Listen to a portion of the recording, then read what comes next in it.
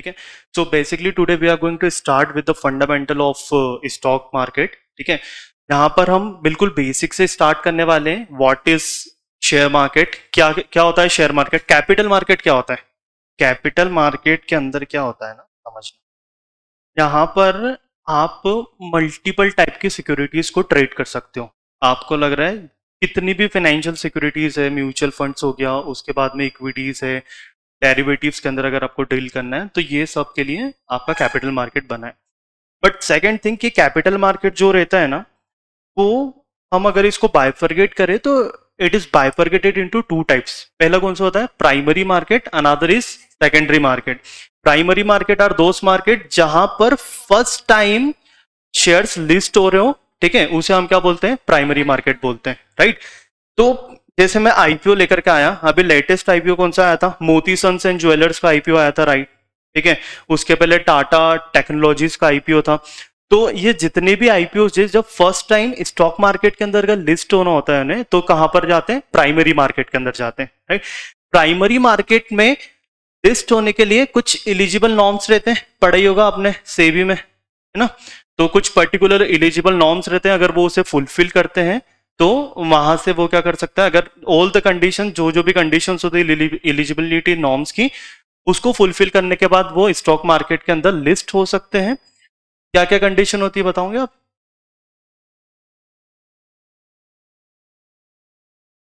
Number of, क्या कर रहे हो, और पढ़ा कि नहीं, स्टार्ट हो रहा है।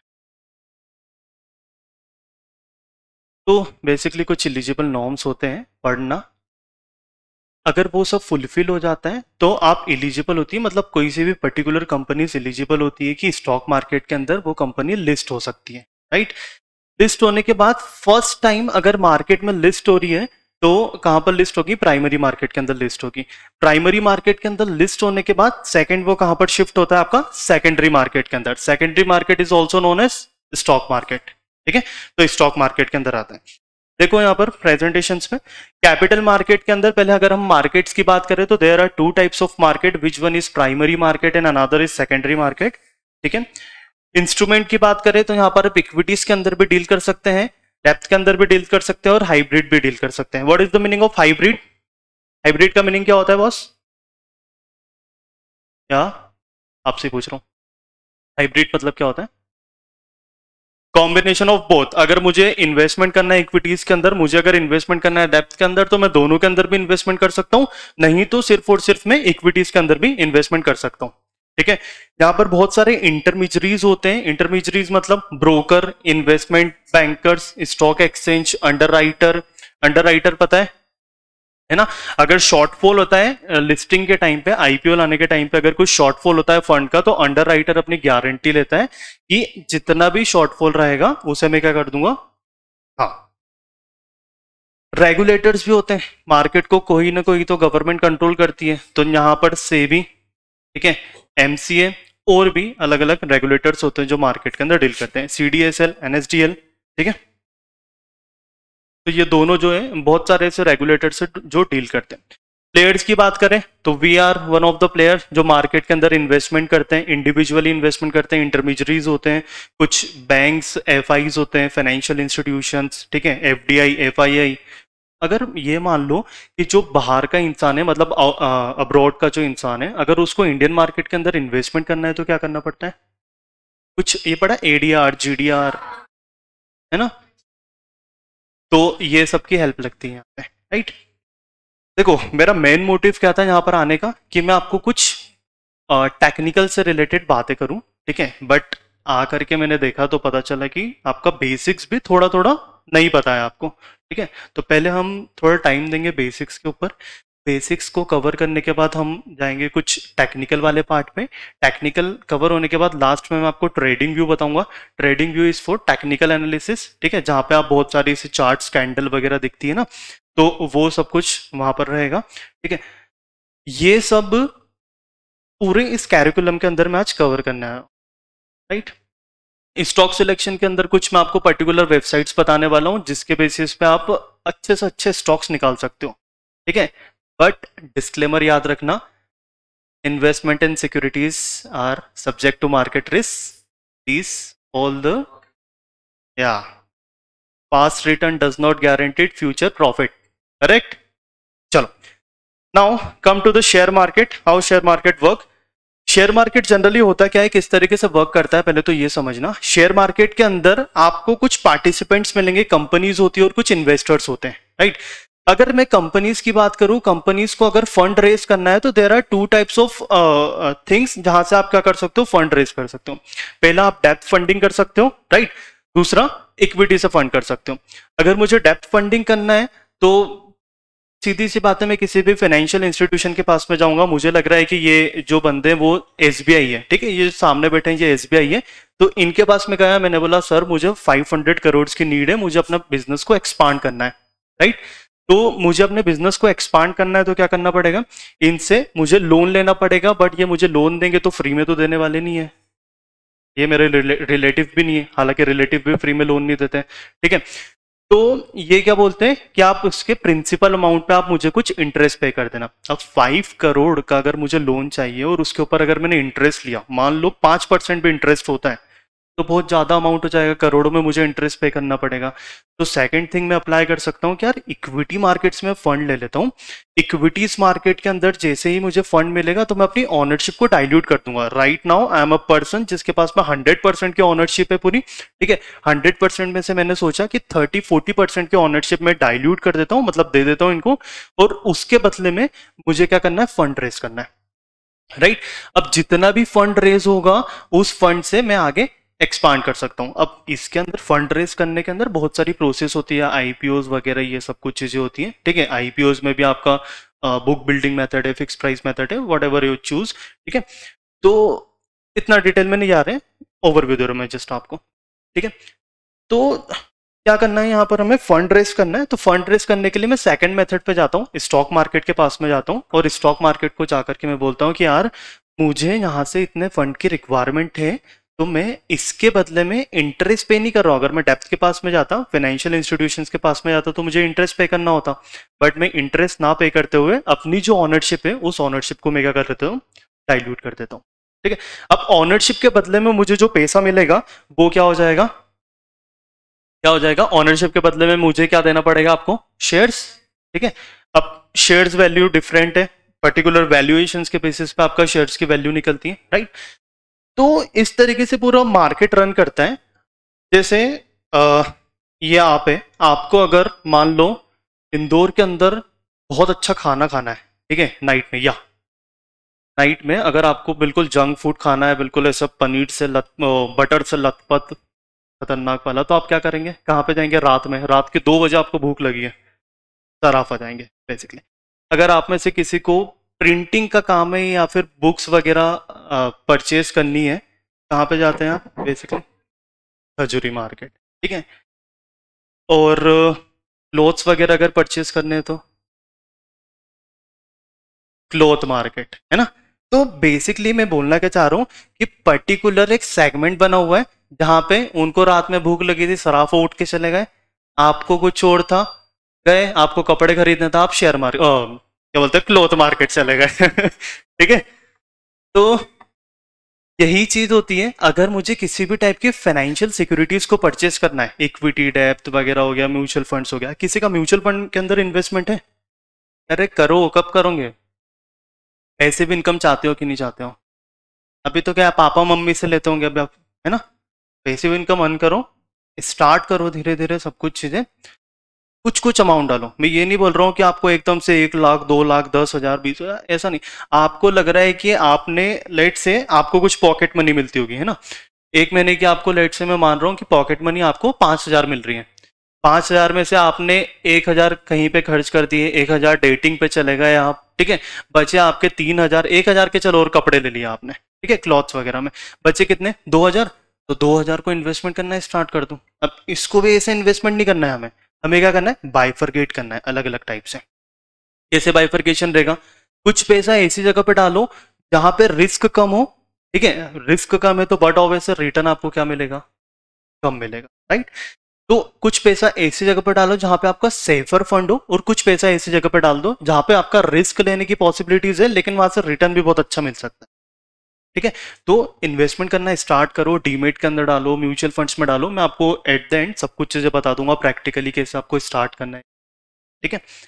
चलो, तो बेसिकली हम अलग अलग मार्केट के अंदर विजिट करते हैं। तो अगर मुझे शेयर मार्केट में बात कर रहा हूं, अगर मुझे इक्विटीज परचेस करना है, डेरिवेटिव्स के अंदर ट्रेड्स करना है, ये सब कुछ करना है, तो मुझे क्या करना पड़ेगा, शेयर मार्केट के अंदर आना पड़ेगा, ठीक है। तो share market is nothing, this is a market place जहां पे जितनी भी सिक्योरिटीज होती है, सिक्योरिटीज इंक्लूड्स,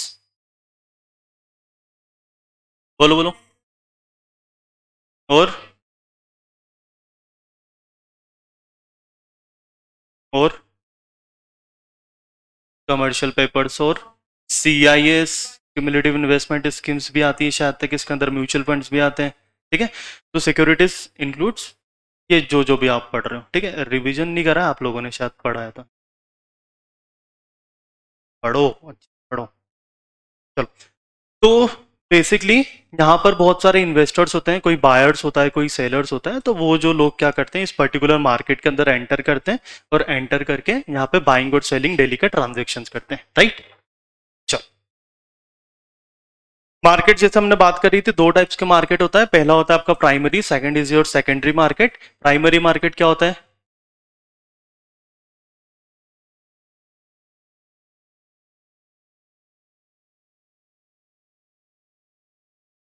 ठीक है, चलो बोलो बोलो।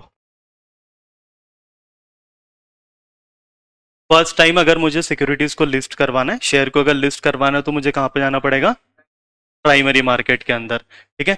प्राइमरी मार्केट के बाद में यहाँ पर सिर्फ न्यू सिक्योरिटीज के अंदर डील कर सकते हैं। अच्छा, आप में से किसी को पता है अपर सर्किट और लोअर सर्किट का कंसेप्ट क्या होता है? It's not a resistance and support, वो तो टेक्निकल टर्म्स है। अपर सर्किट लोअर सर्किट पता है? मान लो बड़े बड़े जो HNI इन्वेस्टर्स होते हैं, राकेश झुनझुनवाला, राधा किशन दमानी, ठीक है, और भी जो बड़े इन्वेस्टर्स हैं, तो इनके पास में तो बहुत ह्यूज फंड होता है, ठीक है। अगर इनको लग रहा है कि आज वेदांता जो है, वेदांता का लेट से अज्यूम कर रहा हूँ कि अभी प्राइस चल रहा है 200 रुपीज पर शेयर, ठीक है। 200 रुपीज पर शेयर का अगर इसका प्राइस चल रहा है, तो इस 200 रुपीज पर शेयर को कितना भी परचेज कर सकते हैं, इसकी करोड़ों क्वांटिटीज परचेज कर सकते हैं। तो इससे क्या होगा, मार्केट कहीं ना कहीं फ्लक्चुएट होगा, पॉजिटिव या नेगेटिव फ्लक्चुएशन होगा। तो इस चीज को रोकने के लिए NSE ने क्या कर रहा है, NSE मतलब ये जो भी रेगुलेटरीज है, इन्होंने क्या कर रहे हैं कि एक अपर सर्किट और एक लोअर सर्किट का कंसेप्ट बनाया, ठीक है।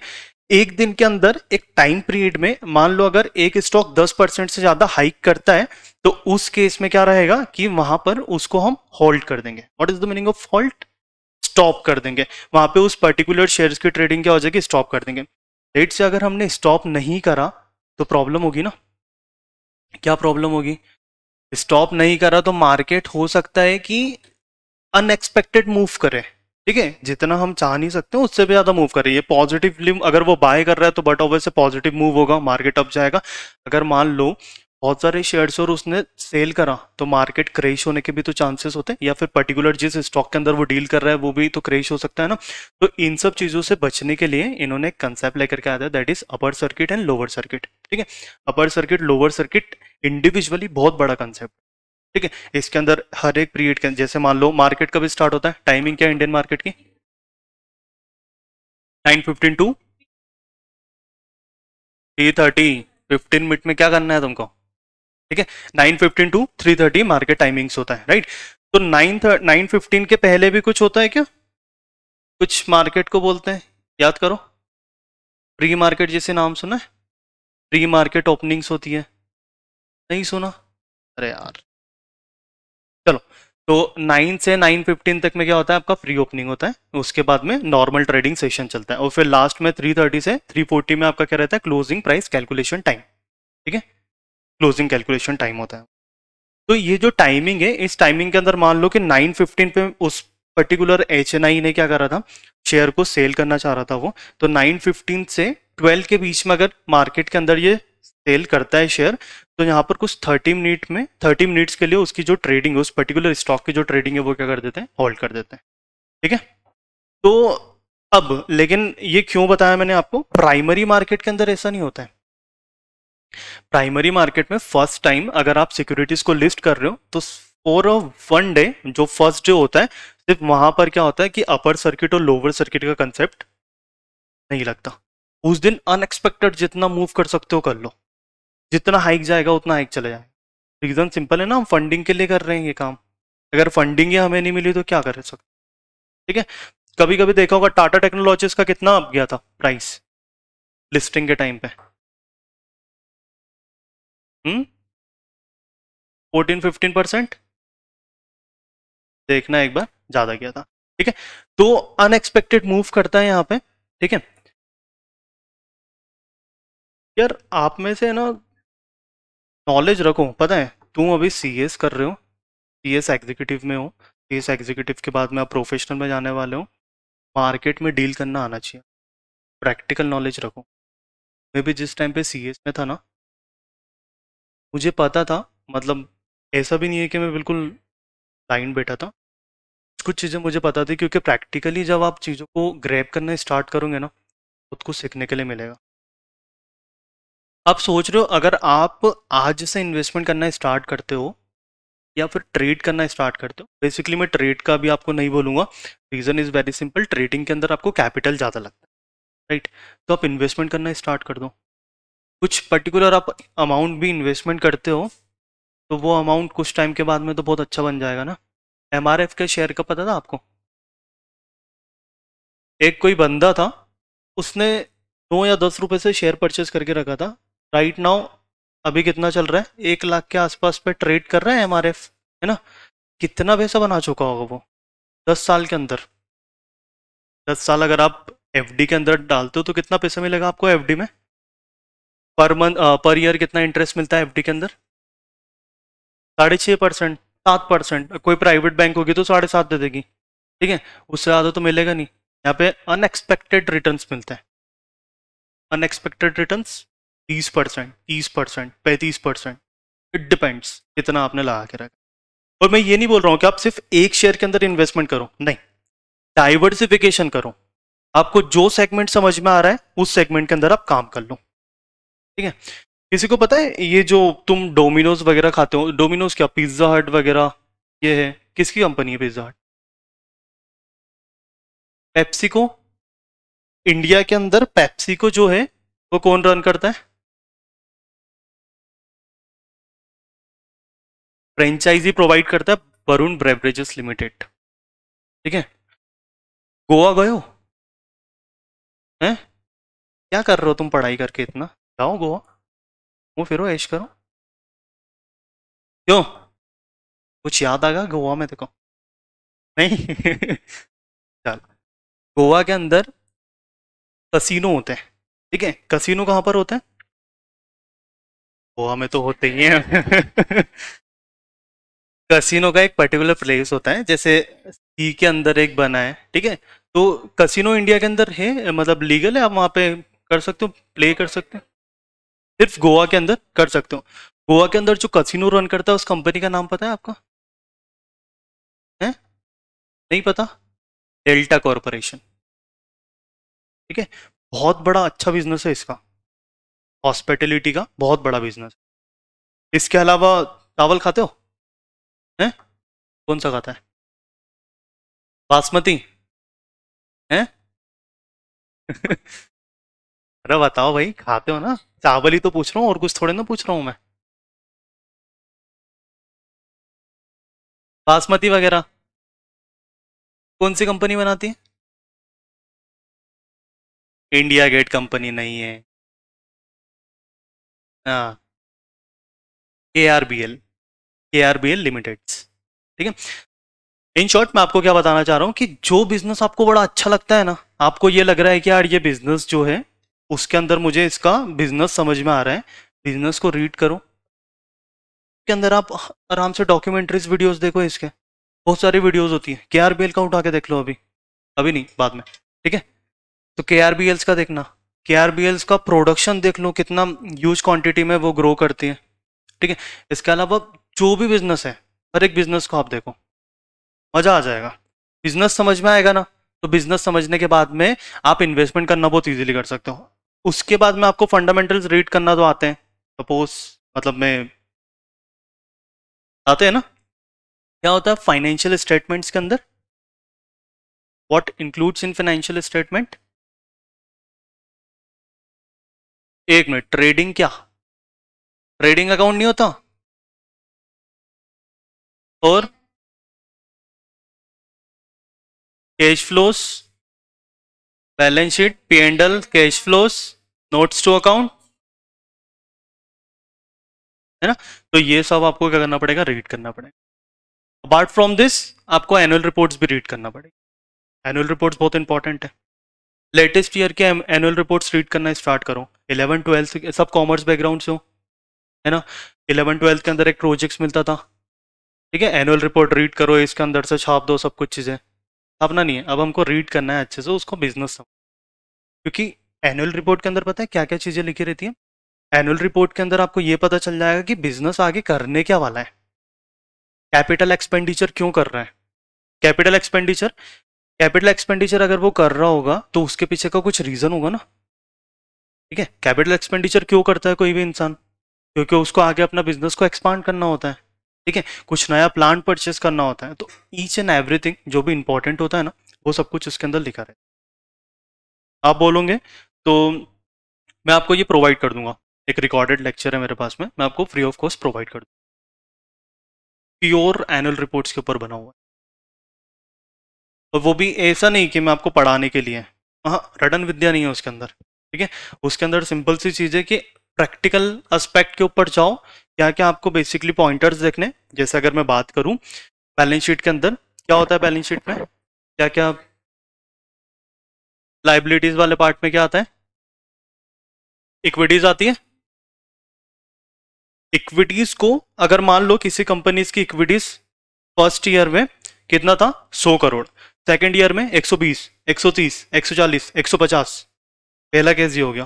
सेकंड केस डिक्रीज होते जा रहा है, थर्ड केस कांस्टेंट है। क्या प्रीफर करोगे आप, जो इंक्रीजिंग है? नहीं, जो कांस्टेंट है। भाई मार्केट में से आप पैसा उठा रहे हो तो क्या बार बार उठाते जाओगे, मतलब आप कुछ कमा ही नहीं रहे हो ना मार्केट में से, वो चीज़ तो समझो। तो यहाँ पर क्या होना चाहिए, आपका इक्विटीज कांस्टेंट होना चाहिए, ठीक है। नेट प्रॉफिट इंक्रीजिंग, ज़्यादा अच्छी बात है, जितना इंक्रीज होगा उतनी अच्छी बात है, ठीक है। तो ये कुछ ऐसे ऐसे रहते हैं इसके अंदर टर्म्स वगैरह जो हमको सीखना, ठीक है। चलो आ जाओ इधर।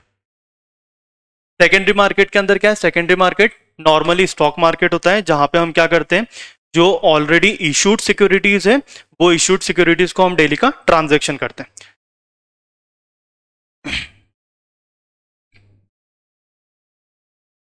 चलो एनएससी का नाम सुना है ना। एनएससी के अंदर और बीएससी के अंदर दो स्टॉक एक्सचेंज है, इनके अंदर क्या होता है, शेयर्स लिस्ट होते हैं, ठीक है। कुछ शेयर्स ऐसे होते हैं जो एक स्टॉक एक्सचेंज के अंदर लिस्ट होता है, कुछ शेयर्स होते हैं जो दोनों स्टॉक एक्सचेंज के अंदर लिस्ट होते हैं, राइट। करें डेल्टा कॉर्पोरेशन कसिनो पे चले अपन, चलो आ जाओ। चावल तो नहीं खाना है किसी को, पक्का? एनएससी पे पहले हम देख रहे हैं, एनएससी के अंदर क्या है, डेल्टा कॉर्पोरेशन दिख रहा है, ठीक है। राइट नाउ यहाँ पर डेल्टा कॉर्पोरेशन है, तो delta corporation limited full name of the company, equities का शेयर प्राइस कितना है, 138.50 प्राइस है। कल ट्रेडिंग डे था, ठीक है। कल क्या थर्सडे को, कल तो छुट्टी थी, ठीक है। तो 1.40 पॉइंट से ये अब गया है। प्रीवियस क्लोज देख सकते हैं, इसका ओपन कितना था उस दिन, 138.05, हाईएस्ट 139.95, लोवेस्ट क्लोज, ठीक है। वॉल्यूम वेटेड एवरेज प्राइस, ये सब कुछ चीजें मिलेगी आपको। अब यहाँ पर जो इंपॉर्टेंट है ना, वो हमें क्या देखना पड़ता है, 52 वीक का हाई देखो कितना है, 52 वीक का हाई कितना दिख रहा है, 259, मतलब 52 वीक्स में कितना जंप कर चुका है ये, हाईएस्ट प्राइस कितना था 259, ठीक है। लोवेस्ट प्राइस कितना है इसका 122। तो अगर मैं सिर्फ बोलूं आपको 52 वीक्स के बेसिस पे आप इसको बाय कर सकते हो, 52 वीक के बेसिस पे बाय करना चाहिए मुझे, हम्म। लोवेस्ट में, मतलब आपको ये अंडर प्राइस दिख रहा है ऐसा, ठीक है। अपर बैंड क्या है आपका? अपर बैंड मतलब अपर सर्किट, है ना? अपर सर्किट कितना है? 150। मान लो कल के दिन अगर ये इसका प्राइस है वो 150 तक टच कर देता है, ठीक है, तो इसकी ट्रेडिंग क्या हो जाएगी? टॉप होल्ड हो जाएगी, ठीक है। वहां पर आप ट्रेड नहीं कर सकते हो, कुछ ड्यूरेशन रहता है, इतने इतने टाइम के लिए आप ट्रेड नहीं कर सकते हो, राइट। लोअर सर्किट में अगर ये नीचे गिरता है तो 123 इज योर लास्ट प्राइस, जहां पे ट्रेडिंग बंद हो जाएगी। प्राइस बैंड तो आएगा ही नहीं, ऑलरेडी लिस्ट हो चुका है ये, ठीक है। चलो, कितनी बड़ी कंपनी है ये? कितना लिखा है? 3,70,862 लैक्स में ना, तो इतना इसका क्या है? Market capitalisation. क्या होता है मार्केट कैपिटलाइजेशन, पता है क्या होता है फॉर्मूला मार्केट कैपिटलाइजेशन का?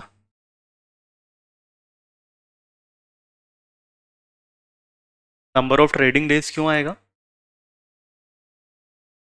Number of equity shares which is floated in a market, ठीक है, मल्टीप्लीकेशन ऑफ, करेक्ट, ठीक। देखो फिर यहां पर कुछ सिक्योरिटीज की इंफॉर्मेशन है, ठीक है। ट्रेडिंग स्टेटस इसका एक्टिव है बट ऑब्वियस है तभी यहां पर दिख रहा है, ठीक है। ट्रेडिंग सेगमेंट आप नॉर्मल मार्केट के अंदर कर सकते हो। इशू कैपिटल कितना था इसका, बताओ कितना है ये? 1, 10, 100,000, 10,000, लाख, 10 लाख, करोड़, ठीक है। तो यहां पर आप बेसिकली क्या कर सकते हो, किसी भी शेयर को आप ओवरव्यू कर सकते हो कि क्या चल रहा है उस शेयर के अंदर, ठीक। चलो, ये तो एनएससी हो गया। एनएससी के अलावा अगर मुझे चेक करना है तो मैं बीएससी के अंदर भी चेक कर सकता हूं, ठीक है। डेल्टा कॉर्पोरेशन, बीएससी के अंदर आपको ज्यादा इंफॉर्मेशन दिख जाती है एज कंपेयर टू एनएससी, मुझे ऐसा लगता है, ठीक है। देखो, ये सब तो हम ऑलरेडी डील कर चुके हैं कि ये इसका प्राइस है ये। अच्छा, ये जो नंबर दिख रहे हैं ना आपको, ये इनके एक सिक्योरिटी कोड होते हैं, ठीक है।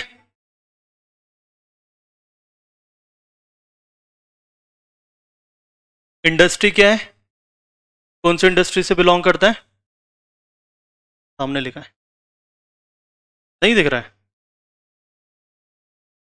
ये बोर्ड छोटा है क्या? तो ऐसे ही दिखता है।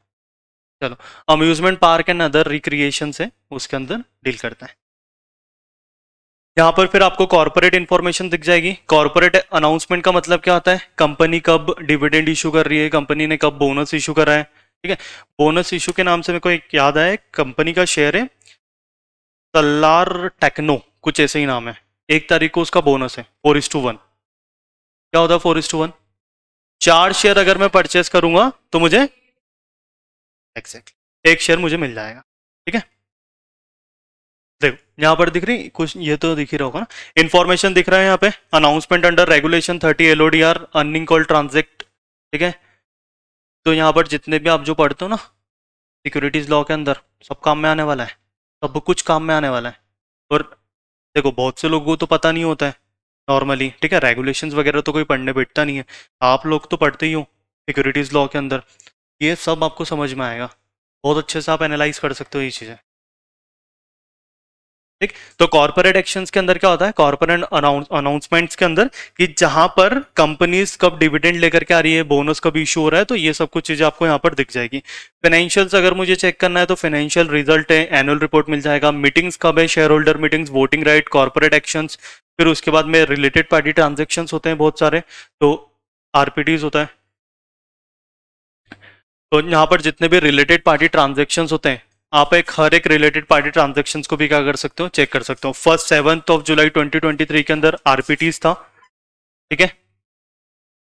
तो बेसिकली यहाँ पर आप क्या कर सकते हो, बहुत सारी ऐसी इंफॉर्मेशन है जो आपको ग्रैब करना पड़ेगी, लेकिन मैंने आपको क्या बताया कि जो बिजनेस आपको पसंद आ रहा है ना, वो बिजनेस वाले पे जाओ, उस सेक्टर के अंदर जाओ, उस सेक्टर के अंदर आप एक अच्छा सा स्टॉक सर्च करो। स्टॉक सर्च करना मैं बता दूंगा कैसे अपन स्टॉक देखते हैं, ठीक है। तो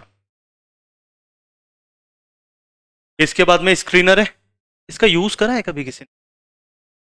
मुझे इस कंपनी का हर एक फंडामेंटल चाहिए, हर एक फंडामेंटल्स, बैलेंस शीट भी आ जाए, पीएनएल भी आ जाए, कैश फ्लोज भी आ जाए, नंबर ऑफ शेयर होल्डिंग्स भी आ जाए, शेयर होल्डिंग्स पैटर्न्स भी आ जाए, एनुअल रिपोर्ट भी मिल जाए, सब कुछ मुझे एक प्लेटफॉर्म पे अगर चाहिए मैं इसको यूज कर सकता हूँ, ठीक है। देखो लेट से चलो डेल्टा कॉर्पोरेशन आपको के आर बी एल पे हम चलते हैं, ठीक है। के आर बी एल क्या है? बासमती, है ना, इंडिया गेट। चलो, इसका मार्केट कैपिटलाइजेशन कितना है? कितनी बड़ी कंपनी है? 8,265 करोड़ की कंपनीज है, ठीक है। करंट प्राइस 361 चल रहा है, तो ये बेसिक इंफॉर्मेशन आपको यहाँ पे मिलेगी। रिटर्न ऑन कैपिटल एम्प्लॉयड कितना मिल रहा है? 20.9% का return on capital employed. Return on equities on off 1 year 16%, ठीक है। अब नीचे आता हूं मैं, यहाँ पे पीयर कंपैरिजन मतलब क्या होता है? इस सेक्टर की जितनी भी कंपनीज है, मैंने अभी आपको क्या बताया था, आप एक सेक्टर चूज कर लो, कंपनीज देख लो, उसके बाद में इसके जितनी भी कंपनीज है वो सब कंपनीज में क्या कर सकता हूँ, यहां से चेक कर सकता हूँ। ये कौन सी है? केआरबीएल है। यहाँ पे पीयर कंपैरिजन आपको दिख रहा है, ठीक है। बिकाजी फूड वगैरह, ये क्या है? फैक्टर्स, अवंती फीड्स, तो ये सब क्या है? एक सेम नेचर की, मतलब एक सेम सेगमेंट की कंपनीज आपको यहाँ पे मिल जाएगी। क्वार्टरली रिजल्ट्स है, मैंने क्या बोला था, मुझे फाइनेंशियल स्टेटमेंट एक ही इसमें चाहिए, तो मैं इसलिए स्क्रीनर यूज कर रहा हूँ, ठीक है। तो स्क्रीनर के लिए यहाँ पे मुझे क्या मिल रहा है? क्वार्टरली रिजल्ट्स मिल रहे हैं। स्टैंडर्ड लॉन में भी हो सकता है, कंसोलिडेट भी हो सकता है, जिसमें आपको चेक करना है, ठीक। यहाँ पे सेल्स फिगर है, सेल्स फिगर क्या दिख रहे हैं आपको? अच्छा, इस सेल्स फिगर को देख करके बताओ क्या लग रहा है?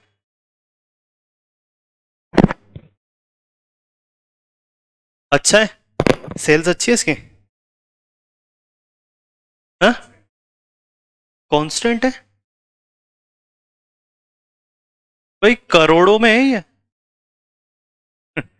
200 crore is not a constant. Expenses कितने हो रहे? सेल्स के अकॉर्डिंग इसके एक्सपेंसेस देखो, नहीं दिख रहा है? ये प्रोजेक्टर बहुत बड़ा है इसलिए।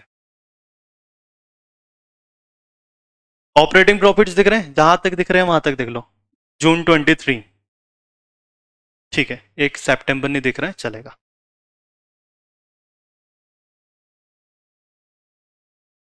हम्म, अच्छा, अरे यार, अब मैं बीच वाला क्या कैसे करूं मैं इसको, बताओ सर। चलो रहने दो, देखो उसको।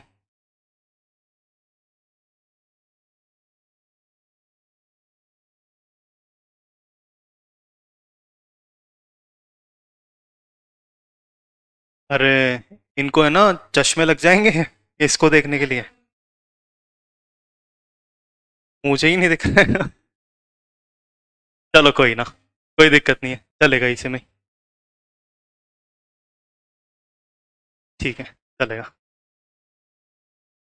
चलो, तो बेसिकली क्या है, यहाँ पे आपको सेल्स एक्सपेंसेस वगैरह ये सब कुछ चीजें दिख रही है। तो यहाँ पर आप क्या कर सकते हो ना, कि आपका क्वार्टरली रिजल्ट्स देखकर आप एक अंदाजा लगा सकते हो कि यार क्या चल रहा है मार्केट के अंदर, किस तरीके से कंपनी रन कर रही है। इसके बाद में आपको प्रॉफिट एंड लॉस स्टेटमेंट भी दिखेगा, ठीक है। प्रॉफिट एंड लॉस स्टेटमेंट में आप सेल्स एक्सपेंसेस, अच्छा, वो क्वार्टरली रिजल्ट्स था, ये ईयरली है, ईयर ऑन ईयर बेसिस पर है। देखो, यहाँ पर कुछ इंफॉर्मेशन क्या दिख रही है आपको? यहाँ पर पहले तो जो आपको दिख नहीं रहा है वो क्या है? एक सेल्स ग्रोथ है, ठीक है। तो कंपाउंडेड सेल्स ग्रोथ के अंदर पहले 10 साल में इसने कितना 10% तक आपको प्रोवाइड करा है, 5 साल में 11% प्रोवाइड करा है, 3 ईयर के अंदर 6% प्रोवाइड करा है, और ओवरऑल अगर हम देखें तो कितना है? 16% के आसपास में आपको मिल रहा है, ठीक है। प्रॉफिट ग्रोथ, हमको तो सबसे ज्यादा इंपॉर्टेंट क्या है जो आपको दिख नहीं रहा है? रिटर्न ऑन इक्विटीज, वो हमारे लिए बहुत ज्यादा इंपॉर्टेंट है, क्योंकि हम तो इन्वेस्टर है ना, मार्केट के अंदर हमें इन्वेस्टमेंट करना है। तो रिटर्न ऑन इक्विटीज के अंदर अगर मैं इस शेयर को 10 साल तक अपना इन्वेस्टमेंट करता तो मुझे कितना मिल जाता पैसा? 18% के अप्रोक्स, ठीक है, 18% के अप्रोक्स यहाँ पर आपका इक्विटीज होता है। फिर 5 ईयर में मुझे 16% मिलता, पिछले 3 साल के अंदर 15%, और अगर लास्ट ईयर का मैं देखूं तो कितना हो जाएगा मेरा? 16%, राइट। तो इतना हमें क्या मिल सकता है? रिटर्न मिल सकता है मार्केट में। उसके बाद में बैलेंस शीट है, ठीक है। तो बैलेंस शीट के अंदर जैसे यहाँ पर इस कंपनी का इक्विटी कैपिटल देखो, बहुत अच्छा इक्विटी कैपिटल, इक्विटीज बहुत अच्छी है, कांस्टेंट है, हर एक साल में 24 करोड़ है, 24 24 24 24 24 24, ठीक है। तो 24 करोड़ यहाँ पर इसकी कांस्टेंट है, ठीक है। उसके बाद में कैश फ्लोज है, तो कैश फ्लोज के अंदर क्या है, ऑपरेटिंग एक्टिविटीज होती है, इन्वेस्टिंग और फाइनेंसिंग। ऑपरेटिंग एक्टिविटीज क्या होता है, what is the meaning of operating? हाँ, अरे ठीक है, बोलो, आप बोलो क्या बोल रहे हो।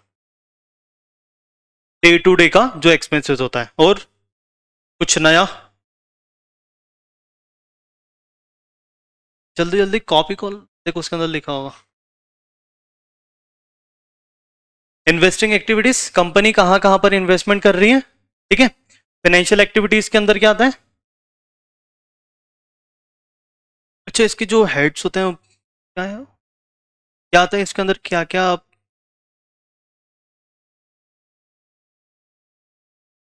हम्म, profit from share equities, equity shares है ना। तो मतलब यहाँ पर हम जितना भी पैसा ले करके आ रहे हैं वो सब किसके अंदर आएगा, आपका फाइनेंसिंग एक्टिविटीज के अंदर आएगा। मैंने एक प्लांट सेल करा, पौधा नहीं, है ना, प्लांट, अगर मैंने उसे सेल करा है तो उसमें से मुझे प्रॉफिट हुआ है, किस हेड में मैं डालूंगा।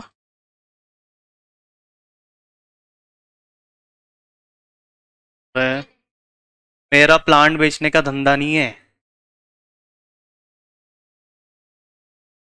इन्वेस्टमेंट में, है ना, करेक्ट। चलो, फिर रेशोस, रेशोस पढ़े भाई, रेशोस पढ़ लेना, बहुत काम में आते हैं।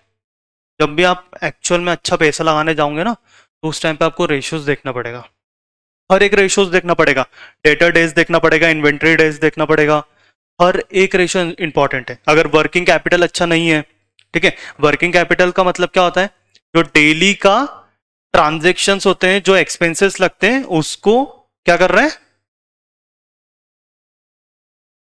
कैसे करेगा, डे टू डे एक्टिविटीज को जो परफॉर्म करता है ना, उसके लिए आपको सफिशिएंट पैसा टाइम पे मिल रहा है, कितने ड्यूरेशन पे मिल रहा है, वो सब कुछ चीजें हमें क्या होगा, वर्किंग कैपिटल डेज के अंदर मिलेगा, ठीक है। अच्छा, अगर मान लो लेट से मेरी एक कंपनी है, उस कंपनी के अंदर मेरा जो शेयर होल्डिंग है वो कितना है, अबव 60% या अबव 50%, और बाकी सब अलग अलग मैंने दे करके रखा है हर एक पर्सन को। इन्वेस्टमेंट करोगे आप इसमें, सिर्फ शेयर होल्डिंग के बेसिस पे ही पूछ रहा हूं मैं आपसे, सिर्फ और सिर्फ शेयर होल्डिंग के बेसिस। करना है, करेंगे, है ना, क्यों करेंगे, मान लो, चलो अभी तो मेरा 50% है ना, 50% के अगर अलावा अगर मैं बात करूं कि मेरा इसके अंदर जो प्रमोटर होल्डिंग है, I am the promoter of my company, ठीक है, तो इसके अंदर जो मेरी होल्डिंग्स है वो 30% है। अब करना है क्या इन्वेस्टमेंट, क्यों क्यों नहीं करेंगे, हाँ बोलो।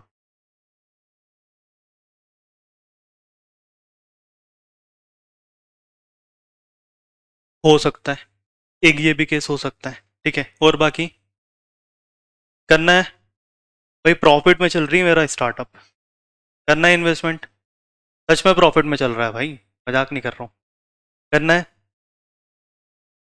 हाँ या ना, करना है, पर मेरा शेयर होल्डिंग सिर्फ 33% है, मैंने सबको बांट दिया अपने शेयर होल्डिंग। अगर मुझे कुछ डिसीजन लेना है तो मुझे सबसे पूछना पड़ेगा, बताओ। गुड मॉर्निंग, आपसे ही बोल रहा हूँ, हाँ बताओ, आप करोगे इन्वेस्टमेंट, कर दो यार, फंड चाहिए मुझे, थोड़ा फंड दे दो, हाँ, कर दिया, आप सर पढ़ा रहे हो तो मैं, ठीक है कर देता हूँ, आपके लिए चलेगा, क्या, नहीं तो मेरी होल्डिंग, चलो मान लो, और सीएस का स्टूडेंट है यार, गजब, शानदार, चलो बढ़िया, नाइस, 35% है मेरी होल्डिंग, अब करना है, अब बोलो। मेरे को क्या है, मैं तो 100% भी कर सकता हूँ, करना है, फिर भी नहीं करूंगी, मेरा चेहरा पसंद नहीं आया इसको शायद, पर आप तो बेकार दिख रहे हो, इन्वेस्टमेंट नहीं करना है आपके, चलो कोई बात नहीं। तो बेसिकली क्या है ना, ये सबसे ज़्यादा मैटर करता है शेयर होल्डिंग पैटर्न्स। अगर मुझे मेरी कंपनीज का ही शेयर ज़्यादा नहीं है, कंपनीज में अगर मेरे शेयर्स नहीं है, तो मैं क्या कर सकता हूँ, मतलब मतलब कुछ ना कुछ तो लूप होल्स होगा मेरी कंपनीज के अंदर, तभी मैं अपने शेयर्स को नहीं ले रहा हूँ, बार बार खरीद के बेच रहा हूँ, प्रॉफिट बुक कर रहा हूँ अपनी कंपनीज के अंदर। कुछ तो गड़बड़ी है। ठीक है, तो यहाँ पर आपको ये वाला फैक्टर एक बार चेक करना होता है। बेसिकली जब भी आप शेयर्स को चेक करो, फंडामेंटली अगर आप चेक करो ना, तो इसके अंदर प्रमोटर्स की होल्डिंग जरूर देख लेना। क्यों देख लेना? प्रमोटर्स के अगर मोर देन 50% या 51% के आगे होल्डिंग्स हैं, तो ये आपको एक श्योरिटी रहेगी कि इनकेस अगर कुछ भी होता है फ्यूचर में, तो क्या कर सकता है, डिसीजन सिर्फ और सिर्फ किसके हाथ में रहेंगे, ओनर्स के हाथ में रहेंगे। ठीक है, नहीं तो मुझे सबसे पूछना पड़ता, प्लीज हाँ बोल दो, हाँ बोल दो, हाँ बोल दो, होता ना, गड़बड़ी होती फिर मेरी कंपनी के साथ में। ठीक है, चलो इसके बाद में अगर जो फॉरेन इंडिविजुअल इन्वेस्टर्स होते हैं, अच्छा टाइप्स ऑफ इन्वेस्टर्स पता है आपको कौन कौन से टाइप्स के इन्वेस्टर्स होते हैं? क्या क्या? QIBs, क्वालिफाइड इंस्टीट्यूशनल बायर्स, ठीक है, और FIIs होते हैं, DIIs होते हैं। हम किसके अंदर आते हैं? और QIB में नहीं आते? हाँ, इतना पैसा नहीं है QIB वाला, we are not RII, retail institutional, है ना। अच्छा, IPO में मैक्सिमम कितना इन्वेस्टमेंट कर सकता है RII? 2 लाख, है ना। 2 लाख से ज्यादा इन्वेस्टमेंट करना है तो मुझे क्या करना पड़ेगा, पैसा कमाना पड़ेगा, HNI बनना, करेक्ट। ठीक है, चलो इसके बाद में गवर्नमेंट्स भी होल्डिंग्स करती है। अच्छा, प्रेसिडेंट के पास में रहता है क्या होल्डिंग्स? रहता है ना, तो वो किसके अंदर जाएगा, गवर्नमेंट्स का। ठीक, चलो यहाँ पे फिर नीचे आपको कुछ अनाउंसमेंट दिख रहे हैं या नहीं दिख रहे हैं, पहले तो मैं देख लेता हूँ। नहीं दिख रहे हैं आपको, ठीक है। तो अनाउंसमेंट है, कुछ कंप्लाइंस वगैरह है, तो वो सब अनाउंसमेंट आपको दिख जाते हैं। उसके बाद में आप एनुअल रिपोर्ट देख सकते हो। एनुअल रिपोर्ट्स के बाद में क्रेडिट रेटिंग एजेंसीज पता है कौन सी है ना। तो क्रेडिट रेटिंग एजेंसीज भी क्या करती है, आपको अपडेट करते रहती है। अच्छा, यहाँ पर कॉनकॉल्स भी होते हैं, जब मीटिंग्स होती है ना, तो यहाँ पर कॉनकॉल्स होते हैं हर एक कंपनीज के। आप उन कंपनीज के कॉनकॉल सुनना भी स्टार्ट करो। Apart from this research report होती है, ठीक है। इतना सारा आप पढ़ सकते हो क्या? इतनी एक मैं आपको एनुअल रिपोर्ट दूंगा तो आपको एनुअल रिपोर्ट पढ़ने में ही टाइम लग जाएगा, आपका अभी सिलेबस तो पढ़ा नहीं जा रहा है ना। तो ये सिलेबस पढ़ना है या फिर एनुअल रिपोर्ट पढ़ना है, तो इससे अच्छा है रिसर्च रिपोर्ट पे जाओ। बड़ी बड़ी कंपनीज हैं, एक्सिस बैंक हो गई, ठीक है, एक्सिस सिक्योरिटीज है, कोटक है, ठीक है, मोतीलाल ओसवाल है, शेर खान भी देता है शायद तक अपनी। तो ये जो बड़ी कंपनीज होती है ना, ये क्या करती है, पर्टिकुलर स्टॉक्स पे अपना रिसर्च रिपोर्ट प्रोवाइड करती है। बहुत बड़ी टीम बैठी रहती है इनके पास में, जिनको अच्छा खासा नॉलेज होता है, ठीक है। तो ये क्या करता है कि एक रिसर्च रिपोर्ट बनाता है, हार्डली वो 5 से 7 पेजेस की है। तो 5 से 7 पेज तो आप ऐसे ऐसे स्कैन कर लेते हो, है ना। बस वो स्कैन करना है आपको, और उसके बेसिस पे आपको ये पता चल जाएगा कि मार्केट में आगे होने क्या वाला है, ठीक है। तो वो चीज आप यहाँ पर चेक कर सकते हो। चलो आ जाए PPTs पे।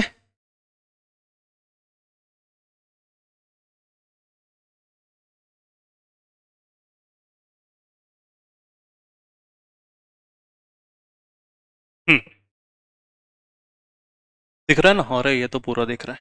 वे to get into stock investment. चलो इन्वेस्टमेंट स्टार्ट करने से पहले क्या क्या करना पड़ेगा आपको, डीमेट अकाउंट, है ना। और ये बहुत इंपॉर्टेंट है, जो सो रहा है जग जाओ, नहीं तो पोहे खिला दूंगा मैं, ठीक है। चलो, हाउ टू स्टार्ट इन्वेस्टिंग, कैसे करना है? अरे डीमेट अकाउंट तो ठीक है, डीमेट अकाउंट तो बहुत सारे लोग, मतलब बहुत सारे ऐसे ब्रोकर्स हैं, सबके डीमेट अकाउंट होते हैं। अरे पैसे की बात बाद में करेंगे अपन, ठीक है। चलो देखो, सबसे पहले तो ये समझो कि आप कहाँ कहाँ पर इन्वेस्टमेंट कर सकते हो, कौन से आपके की फाइनेंशियल इंस्ट्रूमेंट्स हैं। अगर आपके पास, आपको अगर स्विंग ट्रेड करना है, लॉन्ग टर्म इन्वेस्टमेंट करना है, तो उसके लिए आपको क्या करना पड़ेगा, पहले तो इंस्ट्रूमेंट को फिक्स करना पड़ेगा कि इस पर्टिकुलर इंस्ट्रूमेंट के अंदर मुझे इन्वेस्टमेंट करना है, राइट। पहला अगर मैं देखूँ इक्विटी शेयर्स में, तो इक्विटी शेयर्स के अंदर मैं इन्वेस्टमेंट कर सकता हूँ, बट प्रॉब्लम यहाँ पर है कि आप हर एक इक्विटी शेयर को परचेज नहीं कर सकते हो, ठीक है, आपको पहले एनालाइज करना पड़ेगा। एनालाइज करने के बाद में जो मैंने आपको पीछे बताया कि ऐसे फंडामेंटल्स आपको चेक करना है, वो सब फंडामेंटल्स आपको चेक करना पड़ेगा। उसके बाद में आप क्या कर सकते हो, एक आपको जो बिजनेस समझ में आ रहा है। अच्छा, केमिकल फर्टिलाइजर का जो बिजनेस होता है ना, फर्टिलाइजर का, इसको समझना थोड़ा सा मुश्किल होता है। अब मेरे लिए तो होता है, मेरे को नहीं पता साइंस वगैरह, ठीक है, आपके लिए भी होता है ना? ठीक है, तो ये बिजनेस के अंदर हम सिर्फ तुक्का मार सकते हैं। हमें नहीं पता है ना कि यार किससे क्या बनता है। गोदरेज कंजम्पशन है शायद तक, तो कुछ उसका पर्टिकुलरली यार कुछ अच्छा प्रोडक्शन था, जो सोप बनता है ना हाथ धोने का, है ना, वो कुछ मैन्युफैक्चरिंग करता है, सबसे बड़ी कंपनी से का मैन्युफैक्चरिंग बहुत होता है। तो पहले आपको यहाँ पर बिजनेस समझो। बिजनेस समझ, अच्छा, बिजनेस समझने से पहले आपको 3 क्राइटेरिया पहले समझ लो। सबसे पहले आपको क्या देखना है, इकोनॉमी क्या चल रही है, रिसेशन में तो नहीं है इकोनॉमी। इंडिया की इकोनॉमी अभी क्या है, ग्रोइंग स्टेज में है ना। तो पहले इकोनॉमी हमें समझना पड़ेगा। इकोनॉमी के बाद के अंदर फर्स्ट फेस इकोनॉमी, सेकंड क्या होता है, इंडस्ट्री। ठीक है, इंडस्ट्री में अगर मैं अभी बात करूं तो ईवी सेक्टर बड़ा बूम में चल रहा है। ठीक है, इलेक्ट्रिक व्हीकल्स, है ना। इलेक्ट्रिक व्हीकल्स, कितनी इलेक्ट्रिक व्हीकल्स आ रही है, कार्स बनना स्टार्ट हो चुकी है। आपकी वो ओला, है ना, जो जिसके अंदर आप गाने बजा के जाते हो, हैं क्या, हाँ ओला। ओला में तू वही बजाता होगा, तेरा तेरा तेरा शुरू, है ना। और तू गजब इंसान है यार। चल अच्छी बात है। देखो, तो वहां पर क्या होता है आपका, इकोनॉमी समझ ली। इकोनॉमी के अंदर आपको मैक्रो मैक्रो फैक्टर जितने भी होते हैं, ठीक है, हर एक मैक्रो फैक्टर्स देखना पड़ेगा। उसके बाद सेकंड, इंडस्ट्री को एनालाइज करो। इंडस्ट्री को एनालाइज करने के बाद कंपनीज के ऊपर शिफ्ट कर लो। ठीक है, ईवी में अगर मैं बात करूं तो मैं सिर्फ एग्जांपल ले रहा हूं कि टाटा मोटर्स बड़ी अच्छी कंपनीज है। ठीक है, तो मैं टाटा मोटर्स को मैंने देखा कि इंडस्ट्रीज की क्या चल रही है, तो इसकी इंडस्ट्री अभी अच्छा खासा बढ़िया सा ग्रोइंग इंडस्ट्री है। ठीक है, इलेक्ट्रिक व्हीकल्स की, इलेक्ट्रिक ऑटोमोबाइल्स मतलब, है ना। तो इसके बाद में मैं इकोनॉमी में जाता हूँ, तो इकोनॉमी भी फेवरेबल है इसके लिए। ठीक है, अब मुझे क्या करना है, कंपनी सिलेक्ट करना है। अब कंपनी का मुझे क्या करना पड़ेगा, एनालिसिस करना पड़ेगा। ठीक है, तो कंपनी का एनालिसिस करने के लिए मुझे वही फाइनेंशियल स्टेटमेंट देखूं, ये सब कुछ चीज़ें जो अभी हमने पीछे बात करी थी, वो सब हमें क्या करना पड़ेगा, देखना पड़ेगा। ठीक है, तो ये सब कुछ चीज़ें रहेगी। फिर उसके बाद में बॉन्ड्स क्या होता है, बॉन्ड्स पता है,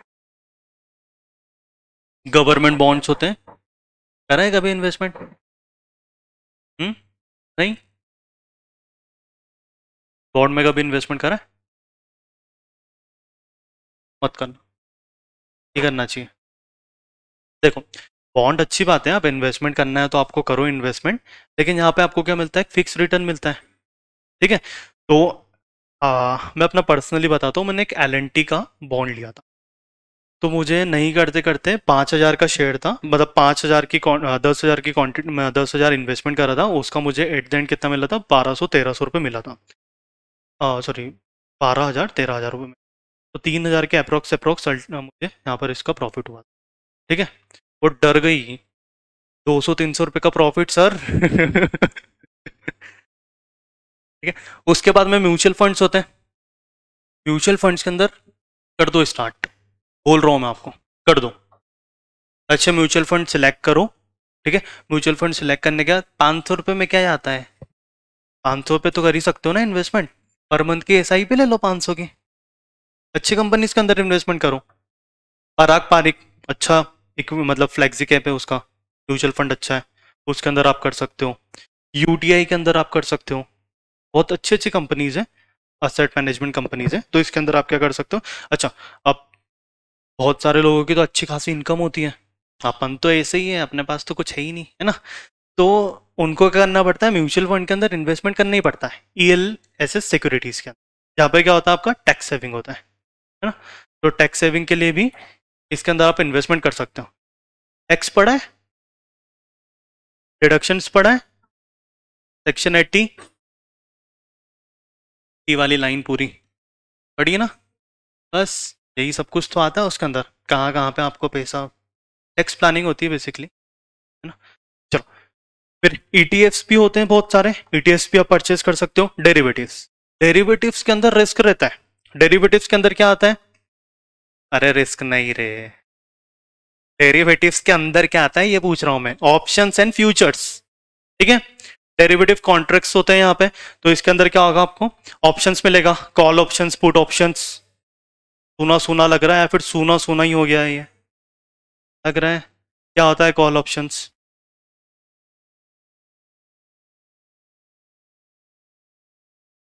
तो कुछ तो आवाज आ रही है, पर तेज बोलो।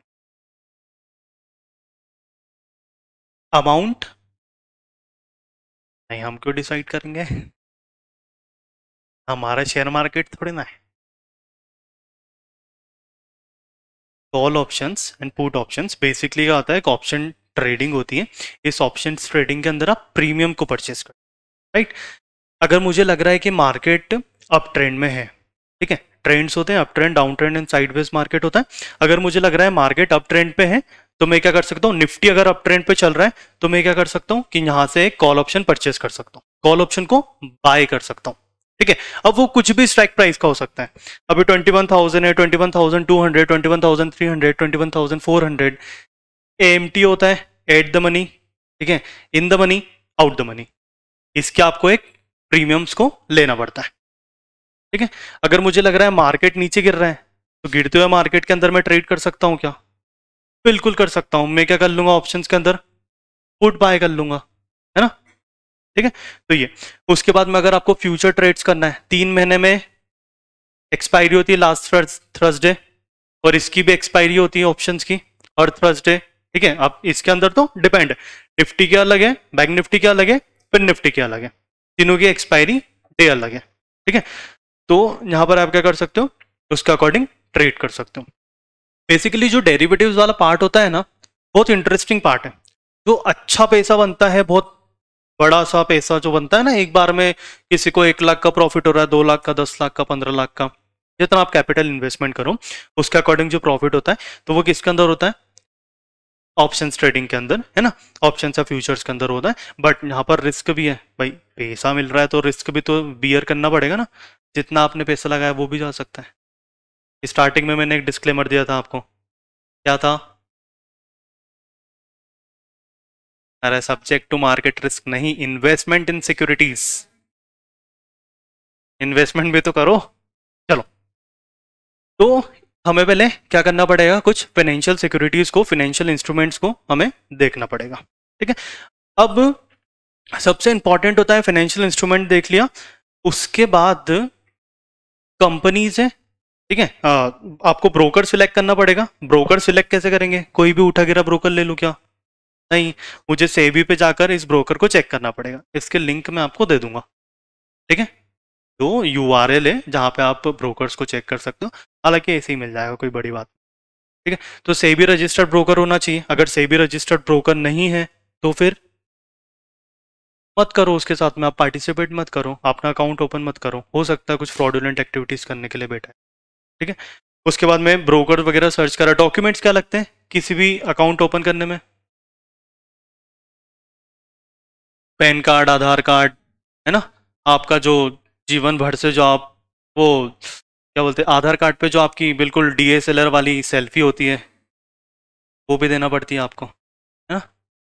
तो ये सब कुछ चीज़ें क्या होती हैं यहाँ पर, सही है, ठीक है।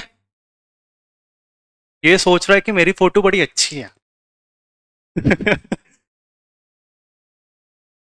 चल, ट्रेडिंग और इन्वेस्टमेंट में देख ले। अच्छा, कितने ब्रोकर्स अवेलेबल है? ब्रोकर्स के टाइप्स पता है? एक डिस्काउंटेड ब्रोकर होता है, फुल सर्विस ब्रोकर होता है। अगर मैं जनरली डिस्काउंटेड ब्रोकर्स की बात करूं तो डिस्काउंटेड ब्रोकर कौन? Angel broking discounted broker, Zerodha discounted broker, up stock, 5 पैसा, ये सब क्या है आपके डिस्काउंटेड ब्रोकर है। अब इनके अंदर सिर्फ एक ही चीज है, यहाँ पर आप क्या कर सकते हो, डिस्काउंटेड ब्रोकर है तो यहाँ पर आपको सब सर्विसेज नहीं मिलेगी, सिर्फ आप क्या कर सकते हो, ट्रेड कर सकते हो। ट्रेड कैसे? बाय सेल आपको अपने अकॉर्डिंग करना है, ठीक है। लेकिन अगर मुझे सर्विसेज भी चाहिए, एडवाइजरी सर्विसेज भी चाहिए, पूरा सपोर्ट चाहिए मुझे उनकी टीम से, तो मुझे क्या करना पड़ेगा? फुल सर्विस ब्रोकर के पास में जा सकता हूँ। फुल सर्विस ब्रोकर के पास में जाऊंगा तो वो टाइम टू टाइम मुझे कॉल करेगा, बोलेगा सर इतना पैसा आप लगा दो, इतना बन जाएगा, ठीक है, अभी ये शेयर मुझे अच्छा लग रहा है, इतने लॉट आप उठा लो। या फिर अगर आप चाहो तो अकाउंट हैंडलिंग भी दे सकते हो उनको। बहुत सारी चीज़ होती है मार्केट में, बहुत ह्यूज मार्केट है, बहुत ह्यूज मार्केट। प्रैक्टिकली जब इसको एक्सप्लोर करने जाओगे ना, मज़ा बहुत आने वाला है। इस चीज़ की तो मैं गारंटी ले रहा हूँ, ठीक है। चल, ट्रेडिंग इन्वेस्टमेंट के अंदर क्या डिफरेंस होता है? यार तुम ऐसे बोर बैठे हो। लास्ट, ट्रेडिंग इन्वेस्टमेंट क्या होता है?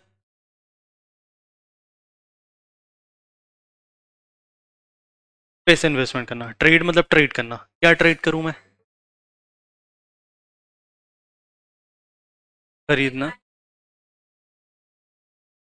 अच्छा, शॉर्ट टर्म प्रॉफिट्स के लिए क्या होता है? ट्रेड्स।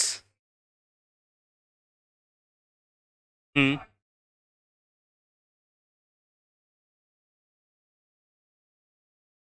ठीक है। Long term. कितना लॉन्ग टर्म? एक महीना रख लो। कितना?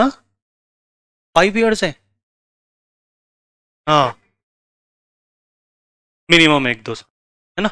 तो देखो, सबसे पहले अगर आपको ट्रेडिंग और इन्वेस्टमेंट के अंदर बाइफरकेट करना है तो trading is for short term, investment is for long term. Long term कितना? मोर देन 1 ईयर, और less than 1 year is for trading, ठीक है। जो बंदा ट्रेडिंग करता है उसे क्या बोलते हैं? ट्रेडर्स, ठीक है। और जो इन्वेस्टमेंट करता है उसे इन्वेस्टर्स, ठीक है। चलो, अ, ये चीज हो गई यहाँ पर क्लियर, ठीक है, ट्रेडिंग और इन्वेस्टमेंट, है ना। काम में आएगा बाद में आपको। अकाउंट ओपन सिंपल, कुछ 4-5 स्टेप में आप अकाउंट ओपन कर सकते हो। हालांकि ये जो आपको दिख रहा है ना, ये एक एंजल ब्रोकिंग का है, आपको तो दिख ही नहीं रहा होगा। स्टेप 1 के अंदर पहले तो आप एंजल ब्रोकिंग अकाउंट पे जाइए, वहाँ पे जाने के बाद जो भी अकाउंट ओपनिंग है वो सब कुछ चीज़ें कर लो, ठीक है। इन्फॉर्मेशन डाल दो उसके अंदर कि ये मेरा नाम है, ये पता है, मेरे डीएसएलआर वाली फ़ोटो भी ले लो, ठीक है। आधार कार्ड, ठीक है, आधार कार्ड, पैन कार्ड, फिर एक आपको वीडियो रिकॉर्ड करना पड़ती है कि हाँ आप एक वही पर्सन हो, एग्जिस्टेंस आपका दिखना चाहिए। ये सब कुछ होने के बाद में आधार कार्ड वेरिफिकेशंस भी होता है, ठीक है, डिजिटल सिग्नेचर्स भी होती हैं वहाँ पर। तो आप उसको उसको पूरा रन करो, और उसके बाद में आपका अकाउंट आईडी पासवर्ड आ जाएगा, पैसे डालो, इन्वेस्टमेंट ट्रेड जो भी आपको करना है वो स्टार्ट कर दो, ठीक है। सिंपल प्रोसेस है।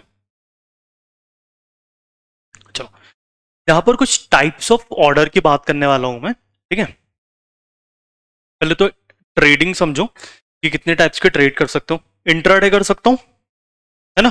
इंट्राडे के बाद में स्विंग ट्रेड्स कर सकता हूँ, लॉन्ग टर्म ट्रेड्स कर सकता हूँ, ठीक है। इंट्राडे क्या होता है? क्या होता है इंट्राडे? हाँ, आपसे ही पूछ रहा हूँ। एक दिन के लिए जो होता है, मतलब इन अ डे अगर आप ट्रेड को पूरा ट्रांजेक्शन कर देते हो, बाइंग सेलिंग दोनों कर देते हो, तो वो क्या हो जाएगा आपके लिए? इंट्राडे। स्विंग ट्रेड क्या होता है? हाँ, ठीक है, मतलब मोर देन अ 1 डे। अगर आपको लग रहा है कि आप वीक ऑन वीक बेसिस पे कर लो, मंथ ऑन मंथ बेसिस पे अगर आपको ट्रेड्स करना है तो आप वो ट्रेड्स करके कर सकते हो। मैं ये बोलूंगा कि अगर आपको स्टार्ट करना हो तो स्विंग कर लो, अच्छा है, ठीक है, लेकिन हर एक फैक्टर्स को देख लेना। स्विंग ट्रेड के बाद में लॉन्ग टर्म ट्रेड्स होता है, जिसे हम क्या बोलते हैं? होल्डिंग्स बोलते हैं। लॉन्ग टर्म होल्डिंग्स करते हैं more than a 1 year, not 5 year, है ना। मतलब मोर देन अ 1 ईयर, आप जितना भी आपको करना है, ठीक। चलो, यहाँ पर कुछ टाइप के ऑर्डर्स लगते हैं। तब अपने अपने फोन में ना, एंड्रॉइड चला रहे हो, कोई कीपैड तो नहीं चला रहा है? पक्का? नहीं तो डेडिकेटेड पर्सन हो कि कीपैड चलाता हूँ मैं, अभी पढ़ाई नहीं हो रही है, सोशल मीडिया पे ज़्यादा ध्यान ऐसा कुछ तो नहीं ना? पढ़ाई कर लेता। कीपैड कीपैड चला रहा आप? अरे तो ये क्यों बोल रहा है? अरे पागल है यार तू। हाँ, चलो, तो देखो, एक एप्लीकेशन है, प्ले स्टोर पे से डाउनलोड कर लो, मार्केट पल्स, अच्छा है। एज अ बिगनर आपको बहुत काम में आएगा, ठीक है। Market pulse.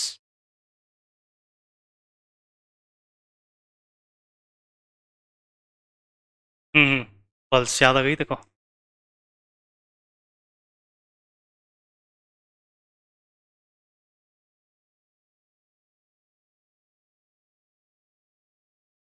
कर लिया, कर लेना उसको। चलो, अब यहाँ पर मार्केट्स में हमें बहुत टाइप्स के ऑर्डर लगा सकते हैं हम, ठीक है। अलग अलग टाइप्स के मैं ऑर्डर लगा सकता हूँ। क्या ऑर्डर लगा सकता हूँ? पहला होता है मार्केट ऑर्डर, दूसरा पेंडिंग ऑर्डर, तीसरा स्पेशल ऑर्डर। तो टुडे स्पेशल ऑर्डर हम नहीं डिस्कस करने वाले, दो बहुत है, मार्केट और पेंडिंग ऑर्डर्स, ठीक है। अब समझना, जैसे मान लो अभी शेयर का प्राइस चल रहा है, लेट से हम केआरबीएल की बात कर रहे हैं। केआरबीएल का डेल्टा कॉर्पोरेशन जस्ट अभी रिसेंटली जो हमने देखा है, डेल्टा कॉर्पोरेशन की बात करें, करंट प्राइस अभी क्या चल रहा है उसका 138 चल रहा है। परसों मार्केट ओपन होगा, है ना, परसों ही होगा ना, मंडे को, मंडे को मार्केट ओपन होगा। तो मंडे को मार्केट ओपन होने से मुझे ये लग रहा है कि यार 138 उसका प्राइस बड़ा अच्छा है, तो 138 पे भी उसको परचेस कर सकता हूँ। ये जितना भी प्राइस आए इस रेंज के अंदर मैंने डिसाइड कर ले कि 138 से 142 के अंदर अंदर अगर कुछ भी प्राइस चल रहा होगा तो मैं इसके ऊपर क्या कर लूंगा, परचेस कर लूंगा। तो मुझे कौन सा ऑर्डर यहाँ पे लगाना पड़ेगा, मतलब यहाँ पर प्राइस डिसाइड नहीं है ना, प्राइस डिसाइड नहीं है, जो भी प्राइस चलेगा मार्केट में उस प्राइस से मैं मुझे उस शेयर को उठाना है। अरे पेंडिंग ऑर्डर क्यों, मार्केट ऑर्डर ना, मार्केट ऑर्डर आप डायरेक्टली लगा दो। मार्केट ऑर्डर में क्या रहेगा, मार्केट ऑर्डर में सिंपल सी बात है, जो करंट मार्केट प्राइस चल रहा है शेयर का, उस पे जितनी भी आपको क्वांटिटीज उठाना है आप उसको क्या कर सकते हो, बाय कर सकते हो, करेक्ट। तो मार्केट ऑर्डर इज सिंपल, जहां पर जो प्राइस चल रहा है, कुछ भी प्राइस चल रहा है, जैसे मान लो कि मैं बाय करने के लिए गया, राइट से मैंने फोन उठाया, उस पर बाय कर रहा है, क्वांटिटी डाल दी, क्वांटिटी डालने के बाद में जैसे ही मैंने बाय करा, तो बाय वो मैंने सोचा था करंट प्राइस अभी इसका चल रहा है 138, लेकिन वो जंप करके 142 पे चलेगा, तो 142 पे मेरा बाय हो जाएगा। 132 चल रहा है, 132 पे बाय हो जाएगा। जो प्राइस मार्केट के अंदर चल रही है ना, जिस पे रन कर रहा है उसके ऊपर बाय हो जाएगा। तो वैसे ऑर्डर को मैं क्या बोलता हूँ, मार्केट ऑर्डर, ठीक है। मार्केट ऑर्डर के बाद में दूसरा आता है आपका पेंडिंग ऑर्डर, ठीक है। पेंडिंग ऑर्डर दो तरीके से बाइफरकेट है, पहला कौन सा है, लिमिट ऑर्डर हो जाएगा, और second is your stop loss, है ना। तो लिमिट ऑर्डर भी बाइफरकेटेड होता है। देखो यहां पर ये दिख रहा है स्क्रीन, यहाँ पर दोनों डेस्कटॉप के बेसिस पे मैंने आपको बताया है, पहले अगर आप लैपटॉप से आप ट्रेड करते हो या फिर अगर आपको फोन से ट्रेड करना है, मोबाइल से ट्रेड करना है, तो उस पर कुछ ऐसा इंटरफेस आपको दिखेगा। नहीं दिख रहा हो तो मैं आपको इस पे बताता हूँ।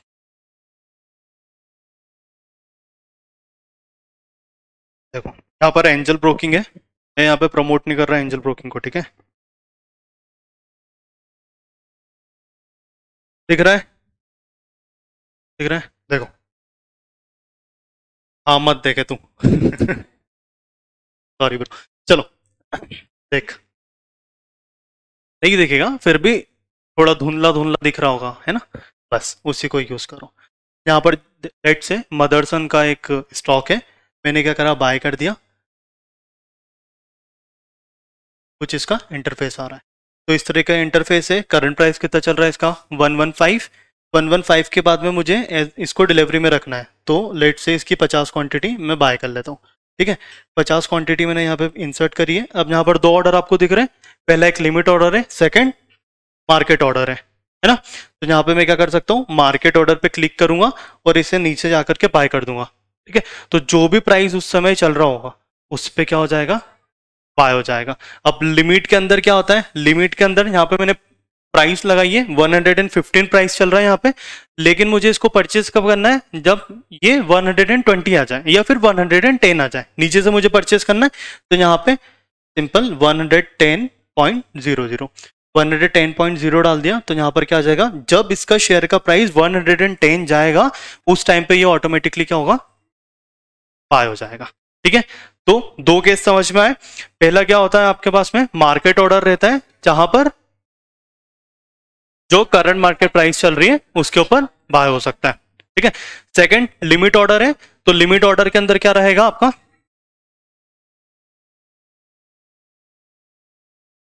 लिमिट जो आपने लिमिट सेट करके रखी है कि मुझे इस शेयर को 110 पे बाय करना है, तो वो क्या रहेगा, 110 पे बाय होगा, ठीक है। चलो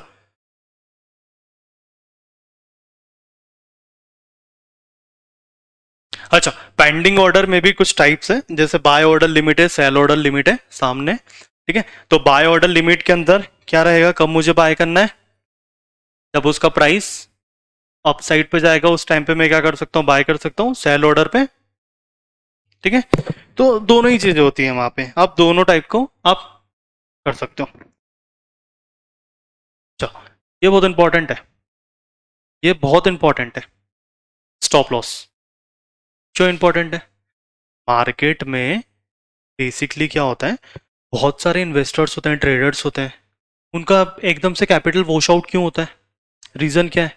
क्योंकि वो उसको यूज़ नहीं करते हैं, स्टॉप लॉस को यूज़ नहीं करते हैं। अगर इन केस आप स्टॉप लॉस को यूज़ कर रहे हो, तो स्टॉप लॉस को यूज़ करने से क्या रहेगा, जितना आपने डिसाइड करा है कि एक दिन के अंदर मैं इतना लॉस बियर कर सकता हूँ, कर सकती हूँ, तो उतना ही लॉस क्या रहेगा, आप बियर कर सकते हो, राइट।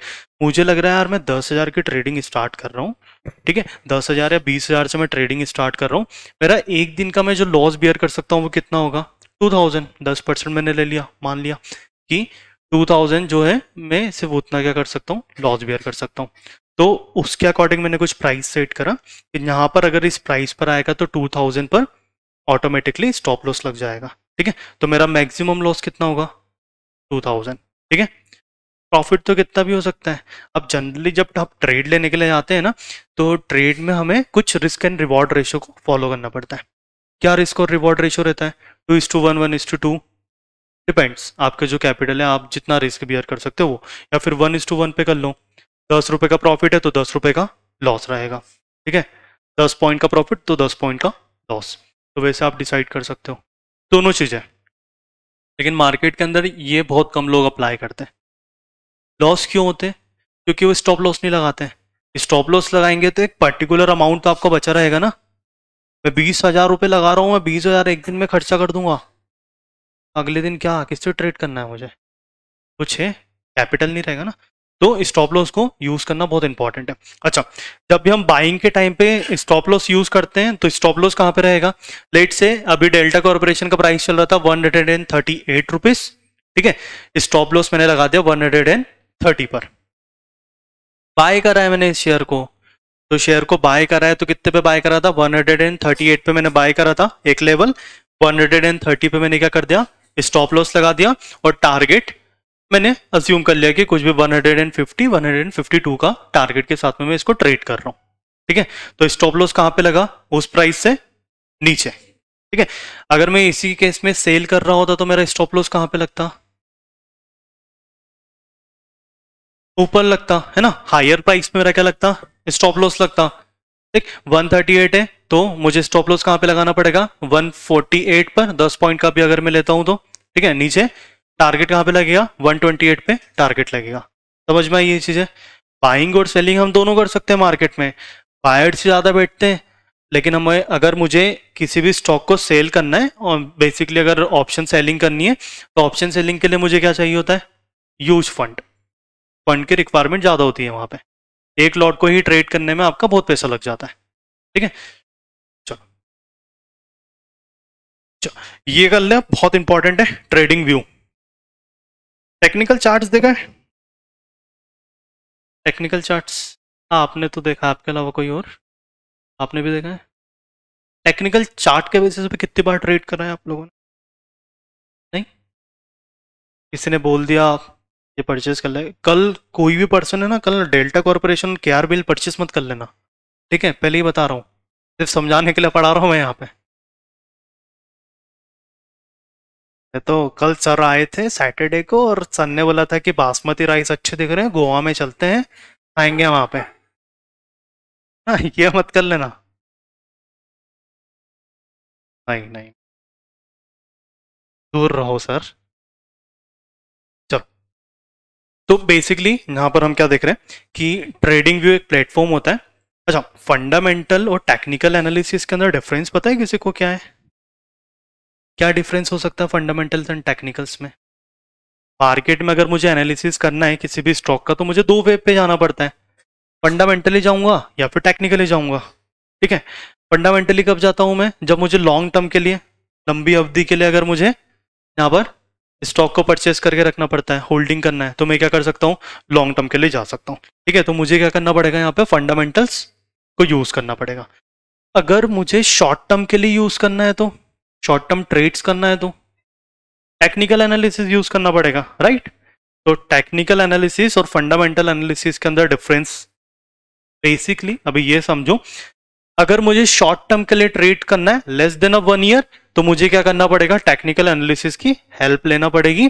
और अगर मुझे लॉन्ग टर्म इन्वेस्टमेंट करना है तो मुझे बहुत सारे वैल्यूएशंस वगैरह, ये जो भी चीजें होती है, फाइनेंशियल मॉडल्स वगैरह बनते हैं कंपनीज के, उन सबको एनालाइज करने के बाद मैं फंडामेंटली लॉन्ग टर्म के लिए उस शेयर को परचेस कर सकता हूँ। ठीक है? जो बड़े बड़े इन्वेस्टर्स होते हैं वो ऑप्शन ट्रेडिंग में करते हैं क्या? हम्म, करते भी होंगे, अपने को क्या पता, उनका पैसा। ठीक है? तो बेसिकली ये चीज होती है, तो वो क्या करते हैं ना। अच्छा, अब यहाँ पे एक चीज और समझना, अगर मैं किसी भी इक्विटीज को परचेज कर रहा हूँ, इक्विटीज का मैं सिलेक्शन कर रहा हूँ, तो मुझे इक्विटीज का सिलेक्शन करने के लिए क्या करना पड़ेगा, फंडामेंटल तो चेक करना पड़ेगा। ठीक है? मान लो मैं आपका नाम क्या है? हाँ, मयंक। मयंक की एक कंपनीज है, मयंक लिमिटेड एक कंपनी है, उसका शेयर मार्केट के अंदर लिस्ट है। ठीक है? उसका शेयर का प्राइस कितना चल रहा है, 1000 रुपीज। लेकिन मयंक का जो बैलेंस शीट है, फाइनेंशियल स्टेटमेंट है, उसके अंदर मैंने इसका प्रॉफिट और लॉस देखा, तो ये कंपनी तो लॉस में चल रही है। ठीक है? तो मैं इसके ऊपर ट्रेड भी करूं तो थोड़ा सा रिस्क है, पर रिस्क है, कर लूंगा। ठीक है? नहीं करूंगा। देखो, सुनो, तो बेसिकली आपको क्या है, किसी भी स्टॉक को सिलेक्ट करने के लिए भले ही से आप स्विंग ट्रेड के अंदर बैठे हो, बेटर हो, बहुत अच्छी बात है, लेकिन आपको उसका फंडामेंटल भी ओवरव्यू तो देखना ही पड़ेगा। जैसे मैंने अभी आपको स्क्रीन पे बताया, वो पूरा एक बार ओवरव्यू रीड करना। ठीक है? नहीं समझ में, कॉन्टेक्ट नंबर दे रहा हूँ, ले लो। ठीक है? लिख लो, 81096।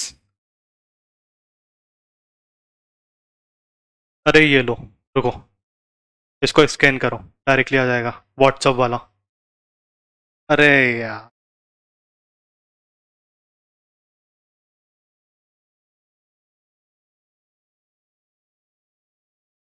आ गया। हाँ, इंस्टाग्राम वाला देख लो, उस पर भी नंबर मिल जाएगा। ठीक है?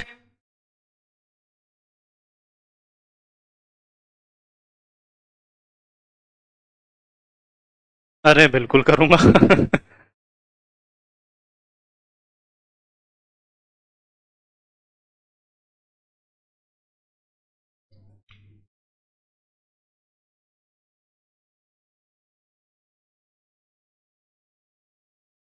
जब भी आप शेयर परचेस करते हो ना, तो उसके बाद में आपको आपका जो ब्रोकर रहता है वो एक नोट प्रोवाइड करता है, उसको क्या बोलते हैं, कॉन्ट्रैक्ट नोट। ठीक है? हर एक शेयर परचेस करने के बाद में आपको एक नोट प्रोवाइड होगा, कॉन्ट्रैक्ट नोट होगा, उसके अंदर हर एक डिटेल लिखी रहेगी, कितना ब्रोकरेज चार्ज हो रहा है, क्या कर रहा है, कितने शेयर्स उसने परचेस करे, किस टाइम पे परचेस करा है, सब कुछ चीजें। ठीक है?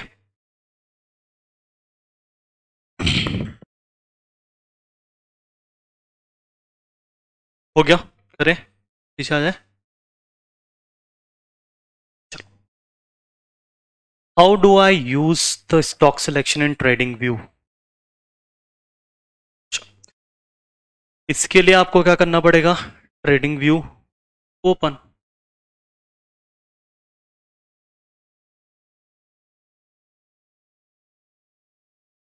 ये जो दिख रहा है ना सामने स्क्रिप्ट, ये क्या है, यूएस का गोल्ड है, एक्स यूएसडी पेयर का नेम है इसका, दिख रहा है ये तो। ठीक है? तो ये क्या है, यूएस पेयर है। ठीक है? तो यूएस के अंदर जो गोल्ड होता है उसके भी ट्रेड कर सकते हो आप, ये फॉरेक्स ट्रेडिंग के अंदर इंक्लूड है। इसके अलावा आप बिटकॉइंस वगैरह क्रिप्टोज के अंदर भी ट्रेड कर सकते हो। ठीक है? क्या हुआ, ये लाइट गई? अच्छा, चलो, तो अपन आते हैं अपने निफ्टी के ऊपर। ठीक है? पहले इसको कुछ बेसिक्स बता देता हूँ मैं आप लोगों को।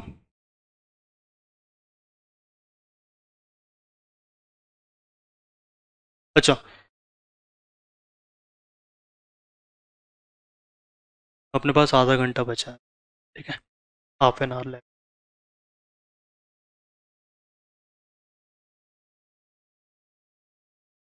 जब भी आप यूज करो ना इसको, तो यहाँ पर आप क्या कर सकते हो, एक तो मैंने आपको मार्केट पल्स बोला है, डाउनलोड करके रख लेना, अच्छा है। बहुत काम में आएगा। ठीक है, उसके अंदर आप इजीली अलर्ट वगैरह भी लगा सकते हो, बहुत सारे फीचर्स हैं वहाँ पर। ठीक, इसके अलावा आप ट्रेडिंग व्यू यूज़ करना स्टार्ट करो। बेसिकली क्या है ना, ट्रेडिंग व्यू को यूज़ करने से पहले आपको एक पढ़ना पड़ता है, जिसे क्या बोलते हैं, टेक्निकल एनालिसिस। ठीक है, टेक्निकल एनालिसिस नहीं करते करते आपको मान के चलो 40 to 45 डेज लगता है सिर्फ पढ़ने में। उसके अलावा आप प्रैक्टिस करेंगे तो प्रैक्टिस करने पे और एक्सपीरियंस मिलते जाएगा, अच्छा ट्रेड्स लेना सीख जाएंगे आप। राइट, तो देखो टेक्निकल एनालिसिस के अंदर, ट्रेडिंग व्यू के अंदर आप यहाँ पर कितने भी टाइप्स ऑफ चार्ट्स को यूज कर सकते हो। ठीक है, आपको बार अगर चेक करना है तो बार के बेसिस पे भी एनालाइज कर सकते हैं, बार के बाद में कैंडल्स पे भी एनालाइज कर सकते हैं, कैंडल्स के बाद में होलो कैंडल्स होती है।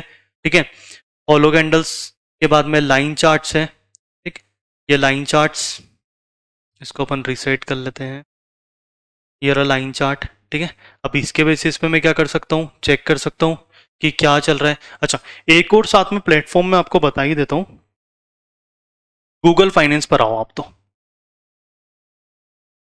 बहुत काम का है।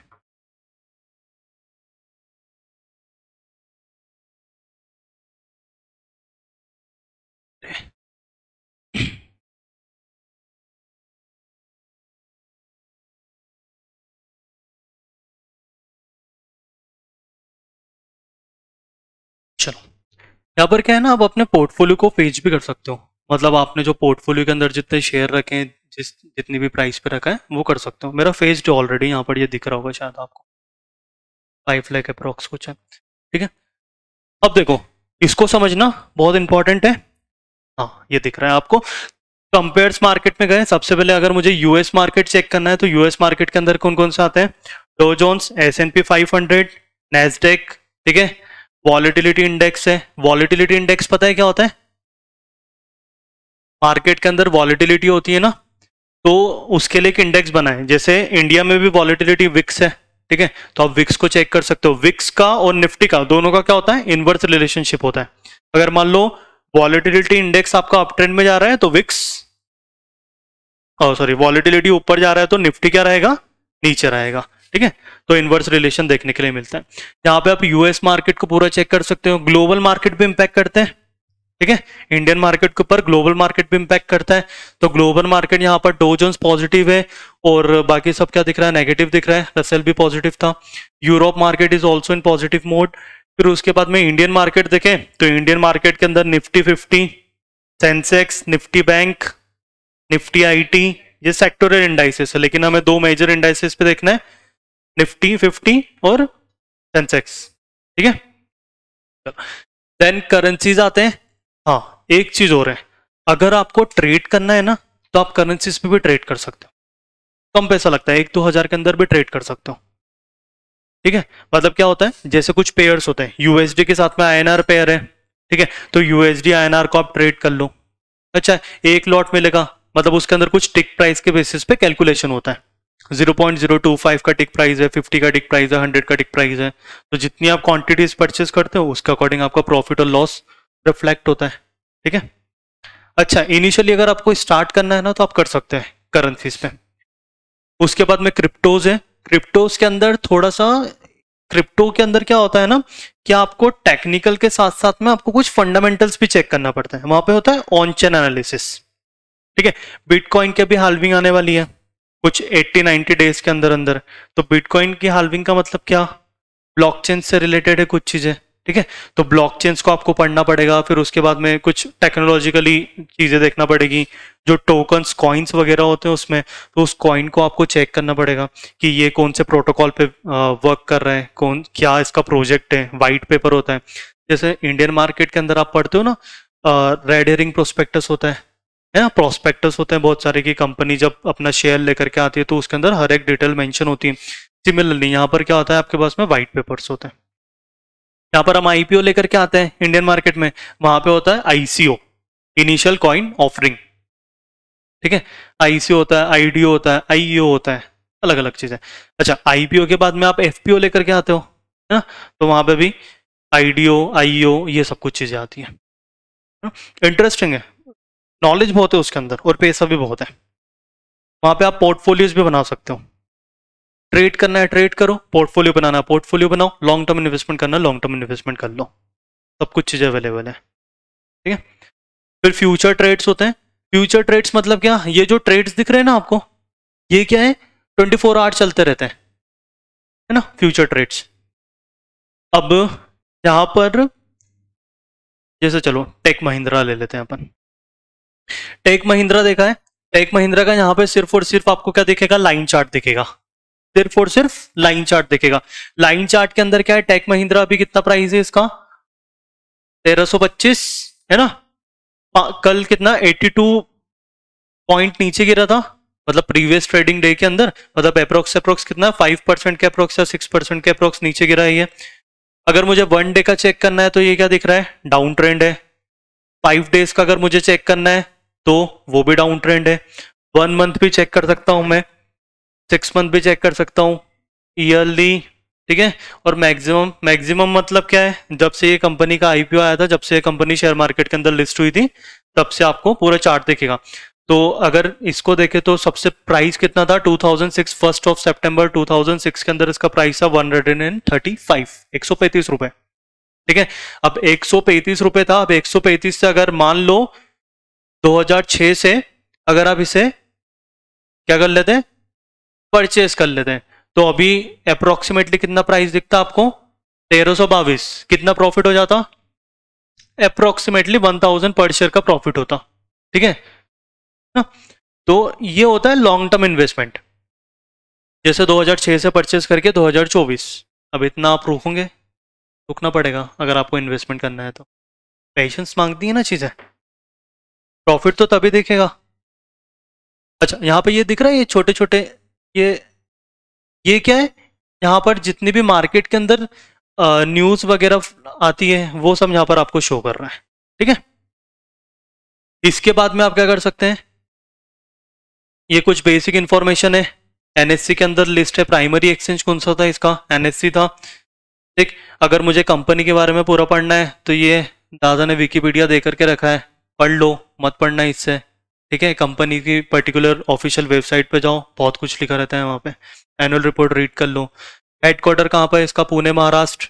वेबसाइट ये रही techmahindra.com। ठीक है, कितने एम्प्लॉयज़ है, 1,50,604। ठीक है, एक एक एम्प्लॉयज़ को यहाँ पे देखा है।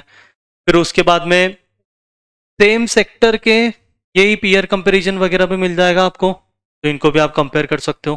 ठीक, तो ये प्लेटफॉर्म क्या है ना, देखो सबसे पहले अगर आपको यूज करना है, गूगल फाइनेंस पे जाओ, चेक करो, बेसिक इंफॉर्मेशन निकालो।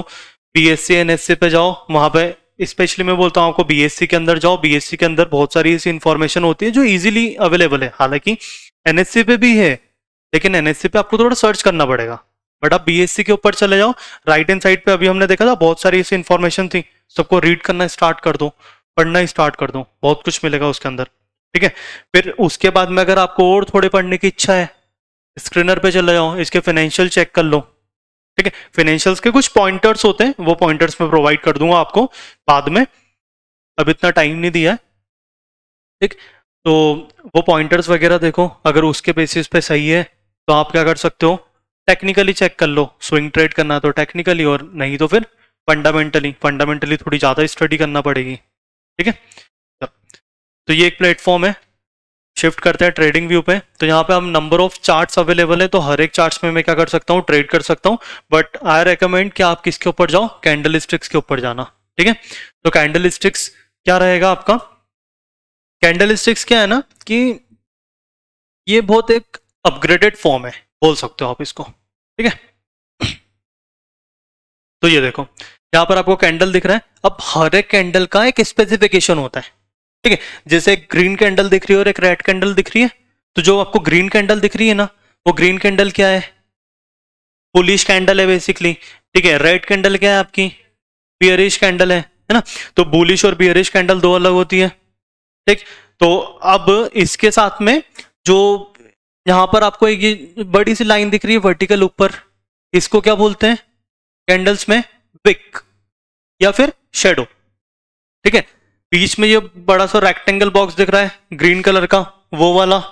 ठीक है, वो क्या है, बॉडी। ठीक है, मतलब इसका अगर मैं पोस्टमार्टम करूं ना, तो बहुत सारी चीजें अपने को मिलेगी। आपकी बॉडी में लीवर लंग वगैरह सब कुछ होता है, इसके अंदर बॉडी शेडो से बना हुआ है ये पूरा। ठीक है, देखो जूम करते हैं।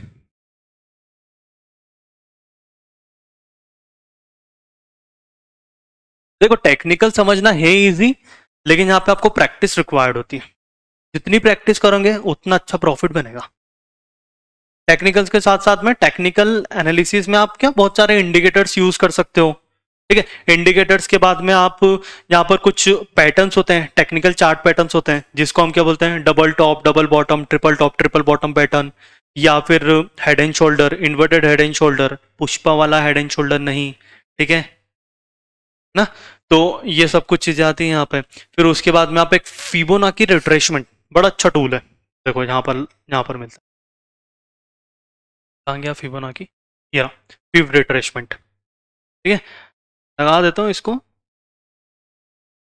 तो इनका क्या है, कुछ एक टेक्निकल्स होते हैं, जैसे ये मिडिल लेवल है, यहाँ से कुछ लेवल्स आपको प्रोवाइड करते हैं, तो हर एक कुछ आपको नया बताता है कि अगर इतने जोन पर रहा तो आप बाइंग सिग्नल प्रोवाइड कर रहे हैं, सेलिंग सिग्नल प्रोवाइड कर रहे हैं। चलो बात कर रहे थे हम कैंडल स्टिक्स की। तो कैंडल स्टिक्स के अंदर दो टाइप की कैंडल्स होती हैं। पहली कौन सी होती है, बुलिश कैंडल। सेकंड कौन सी होता है आपका, बियरिश कैंडल होता है।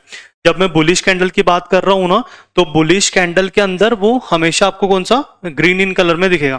चाहो तो आप इनका कलर भी चेंज कर सकते हो, कोई बड़ी बात नहीं है, लेकिन बेसिक अंडरस्टैंडिंग के लिए आप ये समझना कि जब भी आपको ग्रीन कलर में दिखे तो ये क्या है, बुलिश, और रेड में दिखे तो बियरिश कैंडल है। ठीक है, अब यहां पर इसके कुछ फॉर्मेशंस होते हैं, तो इनके अंदर बॉडी होती है, शेडो होता है।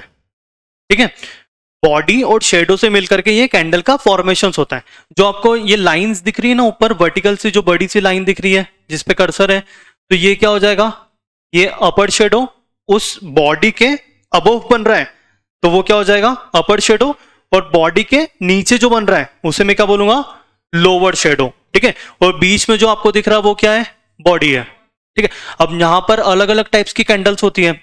नाम बताऊं कैंडल्स के, हंसना मत, मारू बुझू, हंस दिया, देखा मना कर रहा था। तो देखो बहुत टाइप की कैंडल होती है, मारू बुझू कैंडल होती है, बियरिश हरामी होती है, बुलिश हरामी होती है। ठीक है, गाली नहीं पक रहा हूं भाई अलग अलग टाइप्स की बहुत सारी कैंडल्स हैं। कुछ डिनोट करती है कि ये जो कैंडल्स है वो कौन सी कैंडल्स है, बुलिश कैंडल है। अगर ये ऐसा कुछ फॉर्मेशन आपको मार्केट ये टेक्निकल्स के ऊपर देखने के लिए मिलता है, तो कहीं ना कहीं पॉसिबिलिटीज रहती है कि ये अप ट्रेंड जा सकता है। ठीक है, कुछ कैंडल्स जो रहती है वो बियरिश कैंडल्स होती है, तो बियरिश कैंडल्स की भी पॉसिबिलिटीज होती है। यहाँ पर बियरिश बुलिश कैंडल है दोनों कैंडल से। उसके बाद में कुछ कंटिन्यूशन कैंडल है। मुझे लग नहीं रहा है कि मार्केट अप भी जा सकता है, डाउन भी जा सकता है। तो जो कंटिन्यूशन कैंडल होती है ना, उसे क्या बोलते हैं, इनडिसीजन कैंडल्स। जिस पे अभी मेरा कर्सर था ये वाला, ये क्या है, डोजी। ये कैंडल का नाम बता रहा हूं, ठीक है, मेरा नाम नहीं है। तो कैंडल का नाम क्या है, डोजी। ठीक है, डोजी के अंदर क्या होता है, कम बॉडी होती है लेकिन शेडो बड़े होते हैं, तो इसे हम क्या बोलते हैं, डोजी कैंडल। डोजी में भी अलग अलग टाइप्स होते हैं, dragonfly doji, gravestone doji, neutral doji, long leg doji. तो सबके अलग अलग मीनिंग होते हैं। मतलब इंटरेस्टिंग है, बहुत इंटरेस्टिंग है। पैसा कमाना है, पैसिव इनकम अगर अर्न करनी है, सीख लो, मजा आ जाएंगे। ठीक है, चलो अब यहां पर क्या है ना, जैसे ये इस कैंडल पे मैं बात कर रहा था,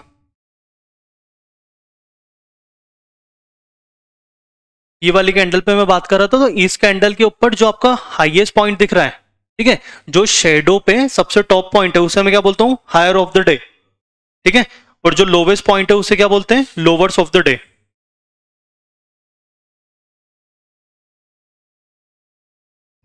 ठीक, ये हायर ऑफ द डे रहेगा, ये लोवेस्ट ऑफ द डे रहेगा उस कैंडल का। ठीक, इसके बाद में इनकी जो ओपनिंग और क्लोजिंग होती है वो थोड़ी सी डिफरेंट होती है। क्या डिफरेंट होती है, जैसे अगर बुलिश कैंडल है तो उसका ओपन डिफरेंट है, बियरिश कैंडल है तो उसका ओपन डिफरेंट है, क्लोज डिफरेंट है। ठीक है, अब बुलिश कैंडल है तो बुलिश कैंडल का ओपन क्या होगा, नीचे होगा। लॉजिक्स बताऊं इसके पीछे क्यों नीचे रहेगा। बुलिश का मतलब क्या है, मार्केट समवेयर कहाँ पे जा रहा है, अप ट्रेंड के अंदर जाने की पॉसिबिलिटीज है मार्केट की। ठीक है, तो अप ट्रेंड के अंदर जाने की पॉसिबिलिटीज है, तो इस केस के अंदर जो आपका ओपनिंग प्राइस रहेगा वो क्या रहेगा, नीचे से स्टार्ट होगा, और कैंडल किसी फॉर्मेशन होती है, अप साइड पे कैंडल फॉर्मेशन होता है। तो जैसे मान लो कोई सा स्टॉक का प्राइस है 10 रुपए, 10 रुपए से बढ़ रहा है 11, 12, 13, 14, 15, 16, 20 रुपए तक आ गया। तो नीचे से फॉर्मेशन स्टार्ट हुआ, तो ओपनिंग कहां पर है आपका, नीचे बॉडी पे, और उसका क्या रहेगा, क्लोज ऊपर की तरफ रहेगा। ठीक है, तो देखो जैसे ये बुलिश कैंडल है। अच्छा, ये जो अभी मैंने फर्स्ट में नाम लिया था ना, वो मारुबुजु कैंडल, इसको मारुबुजु कैंडल बोलते हैं, ये वाली। इसका क्या होता है सिग्निफिकेंट, जैसे मारुबुजु कैंडल है तो ये ऐसा बोला जाता है पूरे टेक्निकल्स के अंदर कि सबसे स्ट्रॉन्ग कैंडल्स में से एक होती है। ठीक है, सबसे स्ट्रॉन्ग कैंडल में से एक मानी जाती है कि इसके अंदर शेडो कम है, शेडो मतलब ऊपर वाली लाइन, तो इसकी शेडो कम है और बॉडी का फॉर्मेशन क्या हो रहा है आपको ज्यादा दिख रहा है, तो स्ट्रॉन्ग कैंडल है। इसके बाद में अपसाइड जाने की पॉसिबिलिटीज ज्यादा होती है, और हो भी रहा है मार्केट के अंदर, बनी है कैंडल्स, फॉर्मेशन हुआ है यहाँ पे। ठीक है, चलो अब आते हैं स्टॉक सिलेक्शन के अंदर। एक स्क्रीनर यूज करना सिखाऊंगा आपको ट्रेडिंग व्यू में, बहुत अच्छा स्क्रीनर है, काम में आएगा।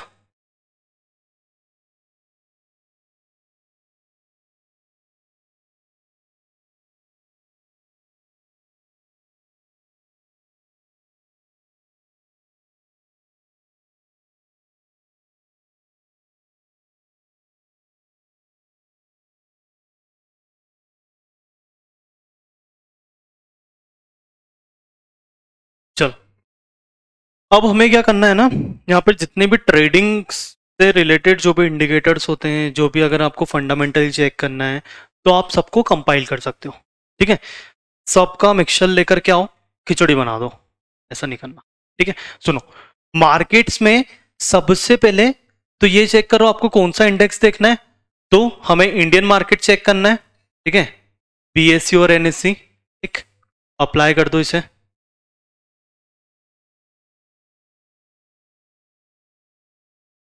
अब यहां पर निफ्टी 50 पर ही हम स्टार्ट करते हैं। ठीक है, अब निफ्टी 50 मतलब क्या, it includes how many stocks, 50 stocks का क्या होता है ये, और सेंसेक्स के अंदर कितने होते हैं, बैंक निफ्टी के अंदर नहीं पता, पता था तुमको, दो तीन चीजें जो रटी हुई है सिर्फ वही पता है। बैंक निफ्टी में कितने होते हैं, 11 स्टॉक्स, 12 स्टॉक्स, 13 स्टॉक्स, कितने होते हैं कंपनीज के,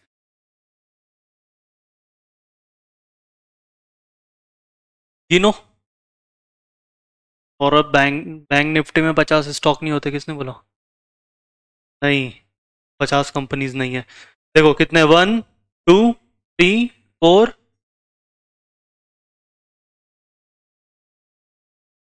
11, वो थोड़ा है ना, 11 स्टॉक्स है। ठीक है, तो ये कितनी, जितनी भी बैंक्स है इसके अकॉर्डिंग क्या होता है, बैंक निफ्टी फ्लक्चुएट करता है। चलो अब बनाते हैं निफ्टी 50 के ऊपर। अच्छा, इस ऐसा नहीं है कि मैं सिर्फ निफ्टी 50 या फिर बैंक निफ्टी सिलेक्ट कर सकता हूँ, यहाँ पर बहुत सारे हैं। आपको लग रहा है निफ्टी फाइनेंशियल सर्विसेज मुझे चेक करना है, निफ्टी 500, निफ्टी नेक्स्ट 50, ये तो अपने काम का नहीं है। ठीक है, निफ्टी ऑटो सेगमेंट्स भी आप चेक कर सकते हो। ठीक है, ऑटो सेगमेंट्स के अंदर चलो अपन ऑटो सेगमेंट्स पे डील करते हैं। ठीक है, ऑटो सेगमेंट्स के अंदर जितने भी स्टॉक्स है ना, ऑटोमोबाइल सेगमेंट्स के, हर एक स्टॉक्स क्या है यहाँ पर आपको दिख जाएंगे। पहला अशोक लीलैंड दिख रहा है। अब यहाँ पर मुझे क्या करना है, स्टॉक सिलेक्शन करना है। सबसे पहले यहाँ पर एनालिस्ट की रेटिंग देख लेता हूँ। एनालिस्ट की रेटिंग दिख रही है, दिख रही है, अच्छा। एनालिस्ट रेटिंग के अंदर यहाँ पे अशोक लीलैंड पे क्या लिखा है, बाय। ठीक है, उसके बाद में बजाज ऑटो पे न्यूट्रल, फिर बालकृष्ण इंडस्ट्री ऑल्सो न्यूट्रल। ठीक है, भारत फोर्ज है, उसके अंदर बाय लिखा है। फिर उसके बाद में नीचे आते हैं एमआरएफ, हमारी औकात ही नहीं है एमआरएफ खरीदने की, 1 लाख कितने का है, 36,000 के अप्रोक्स है। एक शेयर के अंदर अगर मैं इन्वेस्टमेंट कर रहा हूं तो मैं मल्टीपल इन्वेस्टमेंट ना कर दूं। ठीक है, तो इसके अंदर सेल लिखा है। ठीक, अब यहाँ पर साथ ही साथ में आपको कुछ सेक्टर्स मिल जाते हैं कि किस सेक्टर्स के अंदर काम कर रहा है। ऑटोमोबाइल के अंदर भी बहुत सारे काम होते हैं ना, सिर्फ गाड़ियां थोड़ी ना बनाते हैं। ठीक है, तो ये प्रोड्यूसर मैन्युफैक्चरिंग है, फिर कंज्यूमर ड्यूरेबल्स वगैरह वगैरह, ये सब कुछ चीजें यहाँ पर आपको दिख जाएगी। ठीक है, कंपनीज के मुझे मार्केट कैपिटलाइजेशन देखने की, कौन सी बड़ी कंपनीज हैं, तो इसको मैं सॉर्ट कर सकता हूँ, असेंडिंग टू डिसेंडिंग या डिसेंडिंग टू असेंडिंग। ठीक है, तो अगर मैं सबसे बड़ी कंपनी देखूं मार्केट कैपिटलाइजेशन के अकॉर्डिंग, तो मुझे कौन सी दिख रही है, मारुति सुजुकी। ऑटो सेगमेंट्स के अंदर। उसके बाद में टाटा मोटर्स भी अच्छी कंपनीज है, 2.97 ट्रिलियन का इसका कुछ मार्केट कैपिटलाइजेशन दिख जाएगा। अच्छा, इसकी मुझे करंट प्राइस देखनी कितनी दिख रही है, 811.85 इसका करंट प्राइस है। उसके बाद में मारुति सुजुकी का प्राइस कितना दिख रहा है आपको, 9,881 रुपीज। ठीक है, तो ऐसे कुछ शेयर्स हैं। अब अगर आपको ये लग रहा है कि मुझे प्राइस के अकॉर्डिंग मैं इतना बड़ा शेयर्स को इन्वेस्टमेंट नहीं कर सकता, ठीक है, या ज़्यादा प्राइस है, तो प्राइस को भी आप क्या कर सकते हो, सॉर्ट कर सकते हो, कस्टमाइज कर सकते हो मतलब। उसके बाद में आपको यहाँ पर बहुत सारे फैक्टर्स मिल जाएंगे। देखो, ओवरव्यू देख लिया परफॉर्मेंस के बेसिस पे। अब मुझे परफॉर्मेंस अगर चेक करना है तो मारुति सुजुकी का परफॉर्मेंस, अगर मैं 6 मंथ का परफॉर्मेंस देखता हूँ तो पॉजिटिव है। ठीक है, अगर 1 ईयर का परफॉर्मेंस देखता हूँ तो 12% तक का इसने रिटर्न दिया है। लेकिन अगर मैं डेली परफॉर्मेंस देख रहा हूँ तो ये क्या है, -1%। कल मार्केट गिरा था इसलिए हो सकता है। ठीक है, फिर उसके बाद एक्सटेंडेड आवर्स को अभी छोड़ो, ये काम का नहीं है। वैल्यूएशंस बड़े काम की चीज़ है, बट इसके लिए आपको वैल्यूएशन समझना पड़ेगा कि क्या होता है वैल्यूएशंस। ठीक, ये कंपनी ने डिविडेंड कितना प्रोवाइड करा है, तो डिविडेंड के फिगर्स सब यहाँ पर आपको दिखेंगे, कितना डिविडेंड है। अच्छा, डिविडेंड इंटरिम और फाइनल डिविडेंड पता है ना, 2 टाइप्स के डिविडेंड्स होते हैं। इंटरिम कब देते हैं, हाँ, और फाइनल डिविडेंड क्या होता है, फाइनेंशियल ईयर्स। फाइनेंशियल ईयर क्या होते हैं,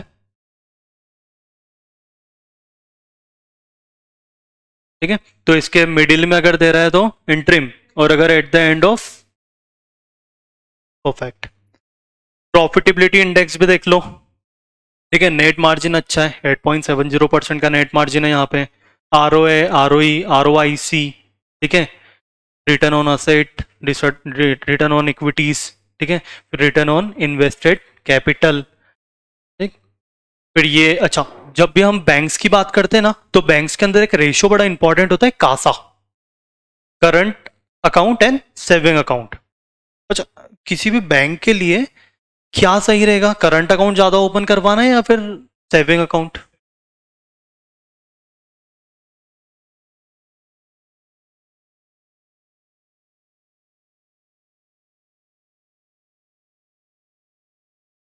करंट अकाउंट, सर आप मान लो करंट अकाउंट बोल रहा हूं ना मैं। देखो, दोनों ही इंपॉर्टेंट है, रीजन बता रहा हूँ। सेविंग अकाउंट के अंदर क्या होता है, हम पैसे को सेव करके रखते हैं। बैंक का काम क्या है, टोपी पिनाना। ठीक है, एक दूसरे का पैसा लोन देना, फिर उससे लोन लेना, इंटरेस्ट वगैरह, ये सब कुछ चीजें। तो ज्यादा से ज्यादा अगर सेविंग अकाउंट रहेगा तो भी अच्छा है, और अगर ये रहेगा क्या बोलते हैं इसको, करंट अकाउंट, तो वो भी अच्छा है। सेविंग अकाउंट के अंदर आपका पैसा क्या रहता है, एक टेन्योर के लिए हम फिक्स करके रख लेते हैं कि हाँ चलो इतना इतना टाइम है, अब यहाँ से हमें क्या करना है कि इतना पैसा सेव करके रखना है। तो वो सेव पैसे को उठा के किसी को बोरिंग दे सकता है, मतलब प्रोवाइड कर सकता है, लोन्स वगैरह प्रोवाइड कर सकता है ना। एनपीए का पूरा बिजनेस होता है नॉन परफॉर्मिंग असेट्स का, है ना, इनका। तो कुछ कुछ ऐसे फैक्टर्स होते हैं जहां पे हमें देखना पड़ता है कि क्या हमें बेसिकली क्या चेक करना है, क्या फाइनेंशियल्स चेक करना पड़ेंगे हमें, कौन सा रेशियो ज़्यादा इसके लिए इंपॉर्टेंट है। ठीक, इनकम स्टेटमेंट आप यहाँ पर देख सकते हो, बैलेंस शीट। अच्छा, अगर आपको लग रहा है कि ये सब कुछ इंफॉर्मेशन तो है ही, साथ ही साथ में कुछ और एड ऑन भी करनी है, तो वो भी आप एड ऑन कर लो। टेक्निकल्स देखो, टेक्निकल्स भी क्या बता रहे हैं यहाँ पर, बाय सेल रेकमेंड कर रहे हैं, टेक रेटिंग से। और एमए का मतलब क्या होता है, मूविंग एवरेजेस रेटिंग। ठीक है, एक काइंड ऑफ मूविंग एवरेज होता है यहाँ पे। तो मूविंग एवरेज के बेसिस पे आप क्या कर सकते हो, ट्रेड्स कर सकते हो। ठीक है, एज अ सपोर्ट और रेजिस्टेंस यहाँ पे वर्क होता है। आपने स्टार्टिंग में बोला था सपोर्ट एंड रेजिस्टेंस, तो सपोर्ट और रेजिस्टेंस 2 टाइप के लेवल होते हैं। देखो, इसके अंदर टेक्निकल्स में आपको ओपन करता हूं, ये देखना, यहाँ पर जस्ट आपको क्या दिख रहा है, ये देखो, जैसे ये मान लो ये आपका हाईएस्ट पॉइंट है। ठीक है, तो यहाँ पे मैं क्या कर सकता हूँ, रेजिस्टेंस ड्रॉ कर सकता हूँ, और यहाँ पर अगर मुझे लग रहा है तो ये क्या हो जाएगा, मेरा सपोर्ट ड्रॉ हो जाएगा। इसके अंदर अगर रन कर रही है कैंडल्स, तो ये क्या है, साइडवेज मार्केट है। इसको अगर ब्रेकआउट करके ऊपर जा रहा है तो देयर इज सम पॉसिबिलिटीज कि यहाँ से मैं क्या कर सकता हूँ, बाय। ठीक है, इसके नीचे सेलिंग आ जाएगी। तो ये कुछ ऐसे लेवल्स रहते हैं मार्केट के अंदर, उन सब लेवल्स को आप क्या कर सकते हो, यूज कर सकते हो और उसके बेसिस पे ट्रेड्स को ले सकते हैं। ठीक है, समझे? तो इतना सब कुछ है। चलो वाइंड अप करते हैं इसको। लास्ट में एक और प्रेजेंटेशन है, वो आपको बता देता हूँ, बहुत इंपॉर्टेंट है आपके लिए। अच्छा, I have a few courses, कुछ ये टाइप्स के कोर्सेस अवेलेबल है मेरे पास में, Indian stock market, forex trading, technical analysis और क्रिप्टो ट्रेडिंग्स। फ्यू टिप्स जो आपको याद रखनी है मार्केट में, वो दोनों मैं बता दूंगा। फर्स्ट क्या है, हमेशा अगर आपको स्टार्ट करना है, start with a small capital, कम पैसों से स्टार्ट करो, लेकिन धीरे धीरे सीखना स्टार्ट करो। जैसे ही आप मार्केट के अंदर एंटर करते हो ना, तो मार्केट के अंदर एंटर करने के बाद में बहुत सारी चीज आपको मार्केट ही सिखा देगा, सच में सिखा देगा, बहुत अच्छे से सिखा देगा आपको। लॉसेस भी आप बियर करते हो ना, तो लॉस से भी आपको कुछ ना कुछ सीखने के लिए मिलता है। ठीक है, दूसरा, पोर्टफोलियो मस्ट बी डाइवर्सिफाई। आप जिसमें भी इन्वेस्टमेंट कर रहे हो डाइवर्सिफिकेशन रखो, इंडस्ट्री का भरोसा नहीं है कभी क्या हो जाए। ठीक है, कुछ पैसा आप ऑटोमोबाइल्स में लगा लो, कुछ एफएमसीजी के अंदर लगा लो। ठीक है, और कुछ पैसा जो रहेगा बैंक्स के अंदर लगा लो, पीएसयूज में लगा लो, अलग अलग टाइप्स में आप क्या कर सकते हो, डाइवर्सिफिकेशन कर सकते हो। फिर फंडामेंटली अच्छे स्टॉक्स पर ही इन्वेस्टमेंट करना है आपको। ऐसा नहीं कि हम किसी भी स्टॉक्स के ऊपर इन्वेस्टमेंट कर रहे हैं। फंडामेंटली अगर अच्छा स्टॉक है, फंडामेंटली अगर आपको दिख रहा है कि हाँ इसके अंदर कुछ पॉसिबिलिटीज है, पैसा है, अच्छा, रिजर्व्स होना इंपॉर्टेंट है हर एक कंपनीज में। जितना ज्यादा रिजर्व्स रहेगा उतना ज्यादा फ्यूचर पॉसिबिलिटीज है कि वो आगे बढ़ सके। ठीक है, डिविडेंड देखो, ग्रोइंग कंपनी या स्टेबल कंपनीज है, तो वो सब कुछ कंपनीज आपको चेक करना है। रिकमेंडेशंस वगैरह को अवॉइड कर दो। ठीक है, मेरी भी रिकमेंडेशंस को अवॉइड कर देना आज, ये आरबीएल और डेल्टा कॉर्पोरेशन वाली। ठीक है, do not follow blindly to anyone. इसने सोचा कि 1,000 रुपये में लगा रहा हूँ, बहुत बड़ा पैसा लगा रहा हूँ मैं, 1,000 रुपये डेल्टा कॉर्पोरेशन के अंदर लगा रहा हूँ, तो इन्होंने बोला चलो ये भी लगा रहा है मैं भी लगा रहा हूँ, साथ में मरेंगे अपन, है ना? तो साथ नहीं निभाना किसी का। ठीक, to understand company profile then start your investing. सबसे पहले मैंने आपको जब स्टार्ट करा था ये सेशन, तो मैंने क्या बोला था कि आपको बिजनेस समझना है हर एक कंपनीज का। ठीक है, जितना अच्छा बिजनेस आप समझ लोगे उतना ही बढ़िया आपको समझ में आएगी। एक बार लॉस हो गया बंद कर दूंगे क्या ट्रेडिंग? नहीं, करना है, इन्वेस्टमेंट भी करना है हमको। ठीक है, कभी ना कभी तो अच्छा प्रॉफिट होगा। देखो, आपके 10 लॉस हो रहे हैं ना, एक प्रॉफिट होगा ना तो वो 10 लॉस को कवर कर देगा। ये चीज होती है मार्केट में। ठीक है, और अच्छा प्रॉफिट देकर के जाता है मार्केट, अगर आप कंसिस्टेंसी से डील करते हो तो। ठीक, और जैसे ही आप ट्रेड्स कर रहे हो तो आप अपना पीएनएल बना के रखो, कॉपी के अंदर लिख लो। हालांकि ऑटोमेटेड रहता है हर कुछ चीजें, बट हाँ आप आपके लिए बना के रखो कि मैंने 1,000 रुपीज इन्वेस्टमेंट करा था, उसमें मुझे 100-200 रुपए का जितना भी प्रॉफिट हुआ वो हो चुका है, उसके बाद में इतना मेरा चार्जेस लगा था, मेरा नेट अमाउंट ये रहा, अब मैं इसको फर्दर इन्वेस्टमेंट कर रही हूँ, फिर उसके बाद में फिर प्रॉफिट या लॉस हुआ है, लॉस हुआ है तो लॉस को भी लिखो, ऐसा नहीं कि लॉस को नहीं लिखना है, लॉस को भी लिखना है। ठीक है, तो ये सब कुछ चीजें आप मार्केट के अंदर देखना। मैं ये नहीं बोल रहा हूं आपको कि आप डायरेक्टली जाकर के इन्वेस्टमेंट करना स्टार्ट कर दो, नहीं, लर्निंग्स आर इंपॉर्टेंट। क्यों लोग मरते हैं मार्केट में? क्योंकि लर्निंग्स नहीं होती है। ठीक है, बहुत सारी ऐसी चीजें जहाँ पे लर्निंग्स नहीं होती है, अगर आपके पास में समझ में ही नहीं आएगा कि ये काम क्या कर रहा हूँ तो फिर क्या करोगे? ठीक है, कंप्लाइंसेज अगर आपको नहीं पता है तो आप कंपनी में कैसे काम कर सकते हो? सिमिलरली अगर आपको ये सब कुछ चीजें नहीं पता है तो फिर आप इन्वेस्टमेंट या ट्रेडिंग कैसे कर सकते हो? सब इंपॉर्टेंट है ना। चल, कुछ क्वेश्चंस डाउट्स वगैरह प्रैक्टिकल एस्पेक्ट से रिलेटेड ट्रेडिंग्स में, इन्वेस्टमेंट में पूछ सकता हूँ, इजिली पूछ सकता हूँ, बोलो। कोई डाउट्स आना चाहिए आप लोगों को, अगर नहीं आते तो मैं समझ रहा हूँ कि आप बड़े एक्सपर्ट इंसान हो, सब कुछ पता है आप लोगों को। नहीं, कुछ डाउट्स नहीं है? पक्का? बोलो। नहीं, ये मैं अभी नहीं बता सकता एक्चुअली, रिकमेंडेशंस हो जाएगा ना, एनालाइज कर लो, बात कर लेंगे उसमें। और कुछ? हुँ? हाँ, ठीक है, ले लिया, नंबर नोट डाउन कर लो, 810969।